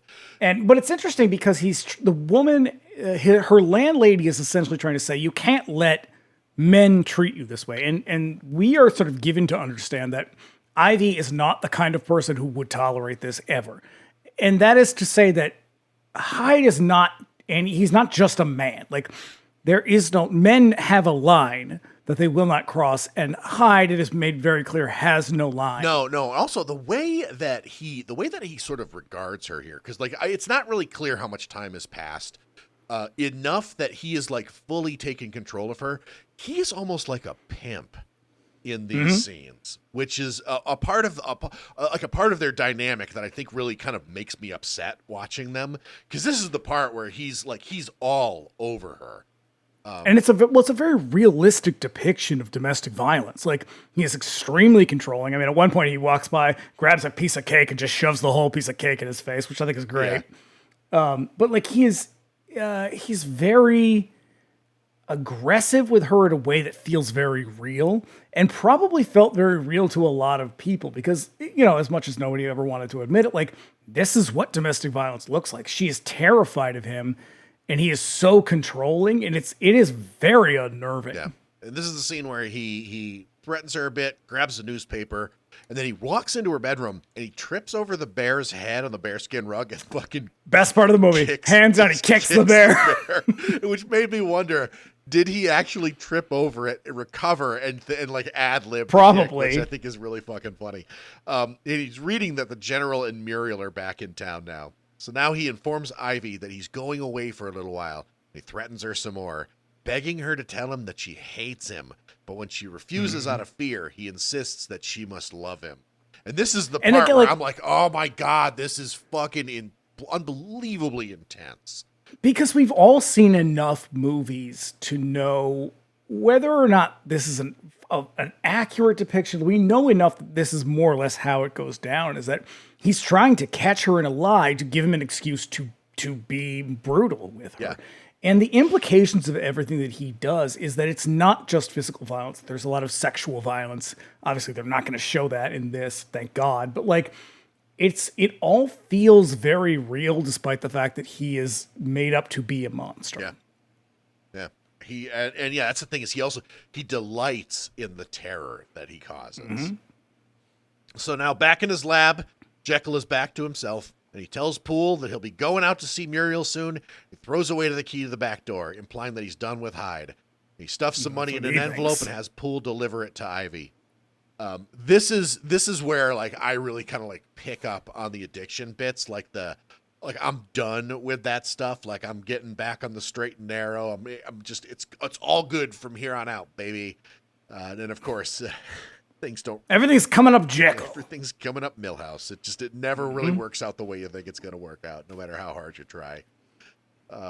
Yep. So it is delivered as she's confessing to her landlady that there's no escape from Hyde, which made me really fucking feel for her. Because you know Jekyll's gonna slip off the wagon. Look, I read the New York Times. I know how this ends. So Jekyll tries to smooth things over with Muriel, who hasn't heard from him since she left London. He tries to explain it to her that he took it too far with science, but he won't exactly explain what he did. There's more arguing with Muriel's father, the general. He's a dick again. And then Jekyll is too flaky for his tastes, but he grants their request to be married next month. To be fair, it's a real tricky one to explain. This is true. I made this magical concoction that really turns me into a real asshole, to put things mildly. So at home, Jekyll happily plays more organ, but Poole informs him that Ivy is there to talk with him. She doesn't know who he is, but suddenly remembers him from the night he rescued her. She shows him her bruises and explains to him that Hyde does this to her and that he has to help him because he's so kind. She also explains that he does it with a whip. Yeah. And I think that's, again, like this idea of the things we're not seeing, but that are very heavily implied are quite bad. Yeah. And then as she's explaining this, like a dark look comes over his face. Because he knows that he's Hyde. He knows that this, which makes me wonder, like, is he aware of what Hyde is doing? Well, like, Hyde seems to be aware of what Jekyll is doing. So I guess the reverse would probably be true. It's a simple story. Yeah. He assures her that Hyde will never come back without confessing that he's also Hyde. So by night, Jekyll goes to Carew Jekyll goes to the Carew residence for a dinner that will announce their marriage plans to the society folks. Along the way, Jekyll stops in the park and muses aloud some poetic shit as a bird sings. But then this is the hammiest shit that you were going to see in any movie. It's a real soliloquy. And then he witnesses a cat come along and eat the bird. Bummed out by this. He's like, "Bird, why are you're so beautiful, you are not here to die." And then along comes this cat. Yep. And bummed out by this, he suddenly changes into Hyde without the drug, running off into the night as a madman. Conveniently avoiding the party he's supposed to go. Yet another party he's supposed to go to. Yep. Muriel's house. Yep. So at dinner, everyone impatiently waits for Jekyll to show up, but he won't be showing. He's too busy busting in on Ivy to terrorize her. She celebrates Jekyll's promise with a little champagne, but in walks Hyde. Oh, I mean, and this is like, old Champagne Ivy's not very good with money, is she? Because she just went out and bought a fancy hat and a boa. At 50 pounds, that 50 pounds ain't going to spend itself, baby. That's true. Yep. So, man, and I'll tell you what, man, fucking Hyde hates Jekyll. Hyde looks particularly terrifying because you know what's coming. After he starts to sort of spontaneously change into Hyde, the makeup changes in a way that makes him even more horrible. Yeah, because he's starting to look more animalistic. Yeah. So he threatens to kill her, and then he hits her with a horrible truth. He is Jekyll, and then he strangles her to death. It is horrible. It is pretty terrible. This death scene is really fucking bad. These scenes are more horrifying than probably anything I think I've seen in anything modern. Yeah. There is a grim reality about them. Like there's something Yes, very they're real. realistic. This happens to people right now. This is happening to someone. Because like what essentially what he does is he gets in there and he threatens her and he's like, "You thought I was never coming back, did you? You know, you thought that Henry Jekyll was your savior, your guardian angel. But let me tell you something. I am Jekyll. Right. I'm that guy you think is so fucking awesome." He really pulls the rug out from under her in a way that is it is cruel and then violent. Yeah, and that is the last fucking thing she ever sees before he fucking murders her. And that's the darkness of the story, is that these are not fictional monsters. This is a thing that we know happens to people all the time. Yeah. And that's what makes it so horrible. True. So Ivy's neighbors rush in too late and Hyde escapes, doing some fucking crazy parkour. Seriously, shit to escape. He jumps off the couch over the banister. There's no fucking stunt men in this movie. Nope. That is Fredrich March doing just leaping over parkour shit. Like, I'm seriously impressed by some of the stunts in this. Yeah. Yep. And then he flees into the night. He runs back to Jekyll's place, but Poole won't let him in because he's not Jekyll. Back at the Carew residence. It's amazing. So he tries to get in the back door, but he doesn't seem to know that. So this is, again, that calls into question, like, why would, if you know all of these things, you would know that he threw that away. Yeah. So maybe he doesn't know everything. Yeah, there's like a solid wall between the two characters. So like when he's Jekyll, he's Jekyll. When he's Hyde, and they don't really seem to know what they're doing. But he does know enough to know that Jekyll gave Ivy money. And knows exactly what he said. Okay, yeah. I guess it's a little. I guess the story. So it's a little blurry suspension of disbelief here. Sure. Back at the Carew residence, the general forbids her to see Jekyll again, but she won't budge. Something terrible must have happened to him.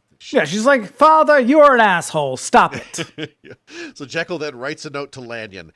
The handwriting being Jekyll's, or rather, Hyde writes a letter to Lanyon. The handwriting being Jekyll's, it'll convince him that the instructions are from Jekyll. He wants Lanyon to go into the lab, get the vials containing the Mr. Hyde chemicals, and hand it over to Hyde when he comes to get them. And at first I was very confused, like, why would he do this? And then it occurred to me, like, because everyone has seen Hyde. Yeah. They know he's a killer. Yeah, so he needs to So he has to become someone else. So Lanyon... And this is when Lanyon tells the butler, "You may go to bed." And I thought, that is both weird and presumptuous. Yep. Lanyon does as he's asked, and Hyde shows up to pick up the stuff, but Lanyon won't give them up without seeing that Jekyll is okay. He goes so far as to hold Hyde at gunpoint until his demands are met. So Hyde mixes up the stuff in front of him and drinks it, but not before busting his chops for being a wuss of a scientist. Then Hyde... Yeah, and this part sucks, though, because it's like, Lanyon is supposed to be, he's like the only other person in the movie. He's supposed to be like his closest friend and confidant. He's a real shit friend. Mm-hmm. He judges the hell out of him the whole fucking time. And then he's just like, "Oh, I can't help you. You're terrible. Get out." Yeah. Yeah, some friend. So yeah, after explaining himself to Lanyon off screen, Jekyll begs for mercy and for Lanyon to help him. He promises never to mix the chemical again, tells him that he'll break up with Muriel, who will probably not have him back after standing her up again. Then Jekyll goes over to the Carew place to break it off. Inside, Muriel is more than forgiving. She is ready to forgive him and help him out with whatever the problem is. Just like, that's more of that addict stuff. It's very, well, again, I see that is definitely there. Like, there's this idea, or even in like, like shitty, when this is mostly women, but when people are in shitty relationships where they're like, no, you don't understand. He's not like that when we're together. Like, that's really her line, is like, no, something terrible must have happened. He's not like this. And it's like, no, he is like this. He's been like this the whole fucking movie. Yeah. You keep throwing ridiculous parties for some reason, and he keeps blowing them off for some reason. And it's like, you keep making excuses for this person. Now, her father is terrible, but the implication of all of this is like, he is pushed to this because her father is unaccepting. Yeah, that is the sort of instigating conflict, is father won't let them get married, and so he kind of lets this creature out, and it wrecks his entire fucking life. But what I wondered was, and I don't know, maybe I'm either reading too much into it or I'm misunderstanding something. I'm not sure, but the reason he wants to prove this is to prove that if you can separate the two, you can get rid of one. Yeah. And so I kept going back and forth about like, what's going on here? Because on one hand, it's like, you didn't have to do any of this. Like, you could have just like not been a weird asshole and just like not tried to bring out this horrible side of you, especially when you know what it does. Right. But on the other hand, this is an element of the story that really kind of gets lost among the rest of the shit that's happening in the story. Is forbidden science, going too far, sort of treading where man is not, knowing things that man is not supposed to know, like. Right, like I feel like we're all getting lost in our own interpretations of it, which I think speaks to the quality of the original story, right. Is that we can take this in so many different directions. It's a very rich text at only like 140 pages that is just... Yeah, it's like 200 pages. Like broadly speaking, like this is a movie that you can interpret in like a lot of ways, But my first reaction to all of this, because she's essentially making all these excuses, and he will kind of try to make similar excuses about like why he can't tell her what's going on and blah, blah, blah, blah. And my initial reaction was, men are such fucking babies. I stand by the men are such fucking babies thing. Please see our recent election. But then the more I thought about it, I started thinking about why he's trying to tear this part of him out. Essentially because he wants to be with this person and he wants to always be seen as the good person that she sees him as and that most people seem to see him as. Right. Yeah, that is a very cogent point because everybody seems to think he's this fucking awesome, amazing guy, but lurking just beneath the surface is this absolute fucking monster that he just constantly stuffs down until it explodes and gets on everybody. Which, I mean, really, like, his biggest problem is that, like, he's maybe a little too modern or a little too future-oriented in that, like, he just doesn't get why he has to be this way. Like, why do I have to prove and be this amazing person all the time just so I can have the thing I want? Like, and that part started to resonate with me a little bit more the more I thought about it. This idea of, like, you're trying to do this thing in order to conform to society. And the consequence of that is that you end up doing this really bad thing that just starts to destroy lives. And I started, naturally, as is my way sometimes, I started thinking about this in sort of like a queer context of like, you try to stuff down all this stuff. It's going to come out every single time, no matter what you try to do, whether that's, I'll try to marry a woman and, become an alcoholic inevitably. And it's like, it's going to come out that way. I'll go to conversion therapy. And it's like, you cannot like really subdue this part of you. You can't ignore it. It's going to come out some way and it's going to come out in very, very destructive ways, which probably overlaps with the addiction. Yeah. thing. What I was going to say is really what we're both talking about is repression of a something that really needs to be integrated really. Because like it's the same thing can be said of the sort of addiction interpretation is you can't hide that forever. Eventually you can't hide that God, forever. Hey-o. God damn it. Yeah, but like you can't push that down. It ferments and it blows up and it doesn't just ruin your life. It ruins the lives of everybody around you. Right. We're really kind of talking about the same thing. Just at the core of the story is it's really about repressing this part of you that you feel is just incompatible with the rest of the world around you. Right.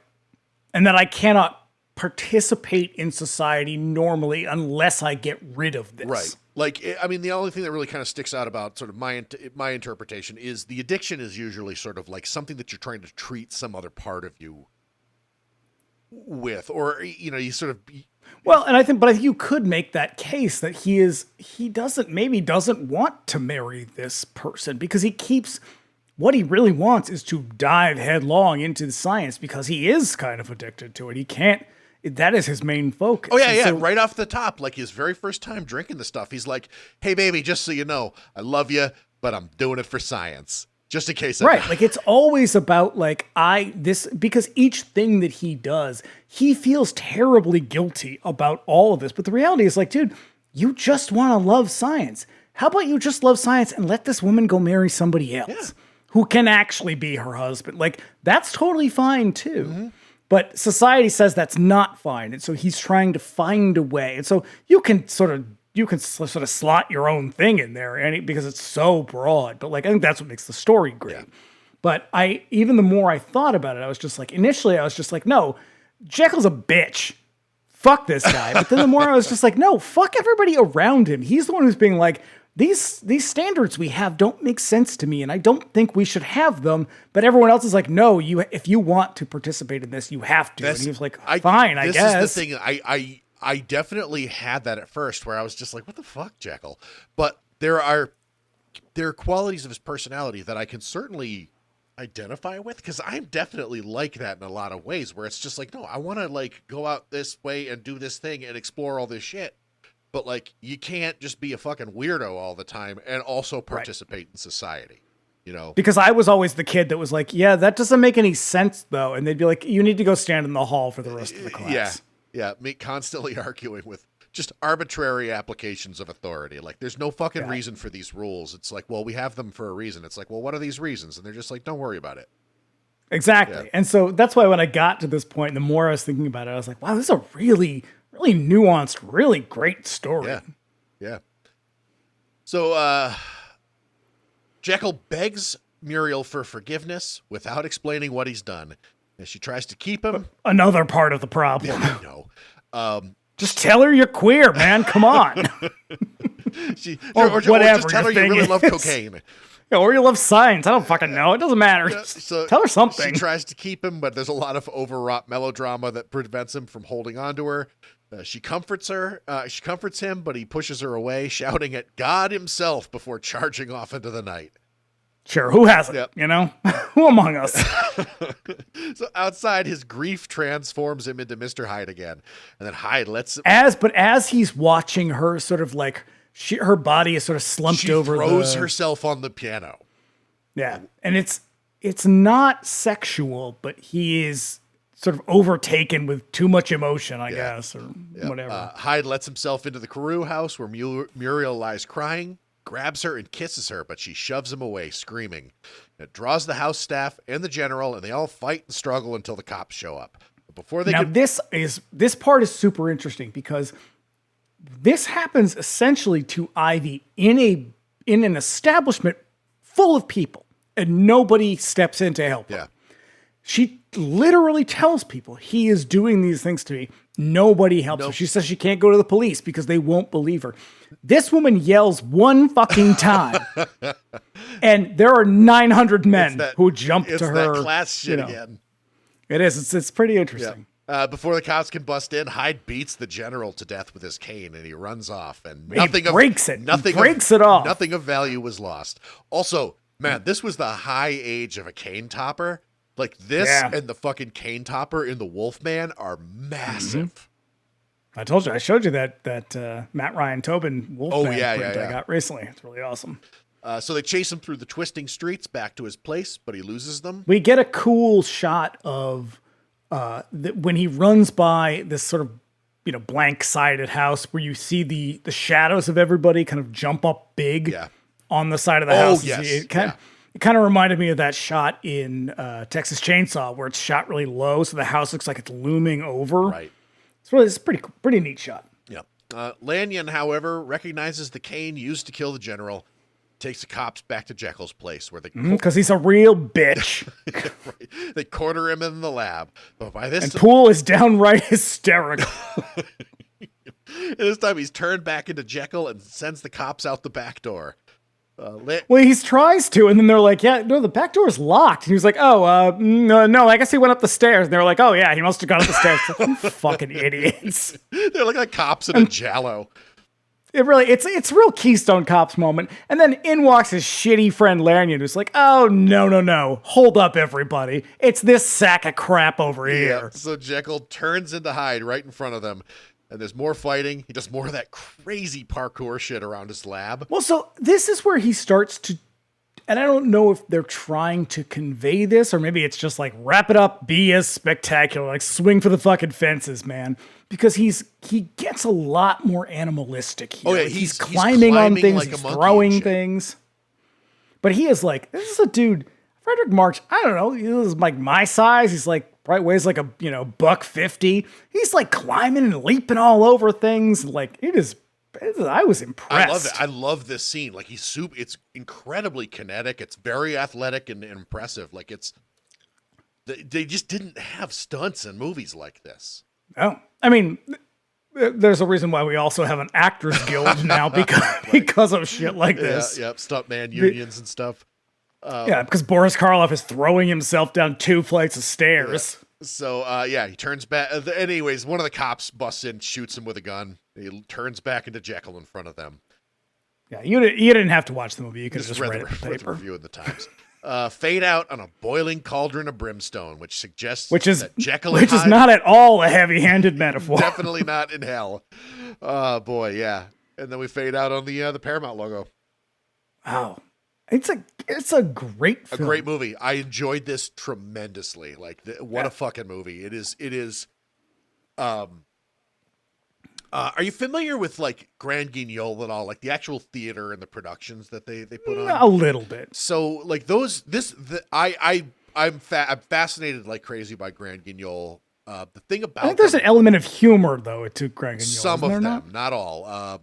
Most of them were horror, like nasty horror. This really reminds me of a Grand Guignol. The supernatural was never a part of Grand Guignol. That was all sort of born out of this sort of like theater of naturalism. And so it was always about like just men murdering women or crazy people murdering women or like other women murdering women.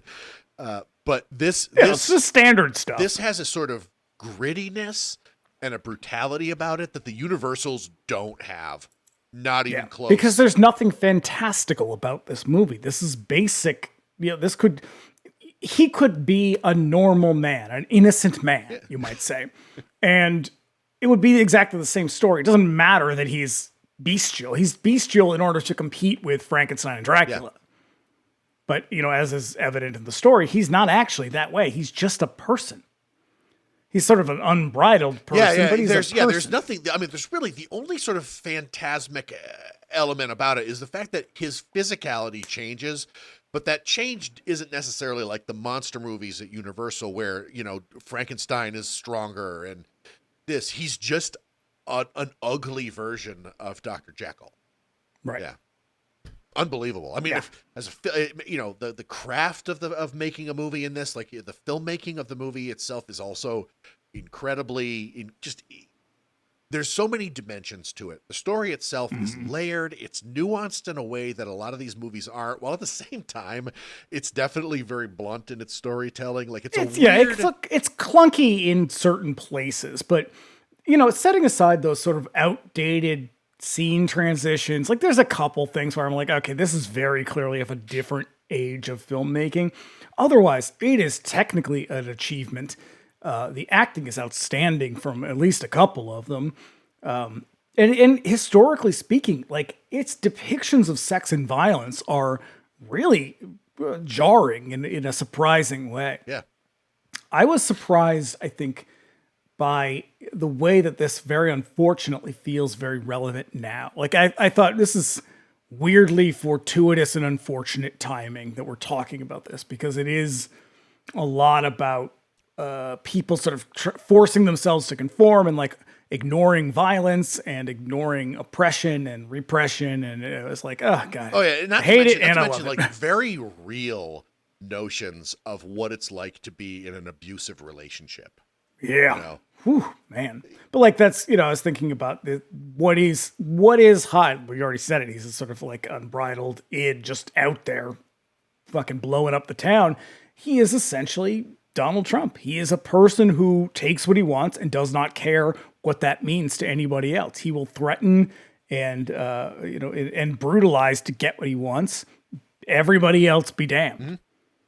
Yeah, man. And it's just it was really shocking. But like, I don't know what Robert Louis Stevenson had in mind when he wrote this, but it resonated really hard, and I think that is a sign of really great writing when any person can take it and sort of just like drop their own shit in it and be like, wow, that's powerful. And like, I remember I was reading a long time ago when like when AFI's big sort of major label album came out, there was an interview in Rolling Stone with their singer, and they were like, well, what are these songs about? And he was like, I don't want to really tell you what they're about because people like to put their own things in them. And I was like, that's really interesting that like you've written this thing that everybody else can sort of drop their own shit into, and it kind of comforts them, moves them in some way. Like, I think that's a really it's a sign of talent, and it is evident in this that I like it a lot.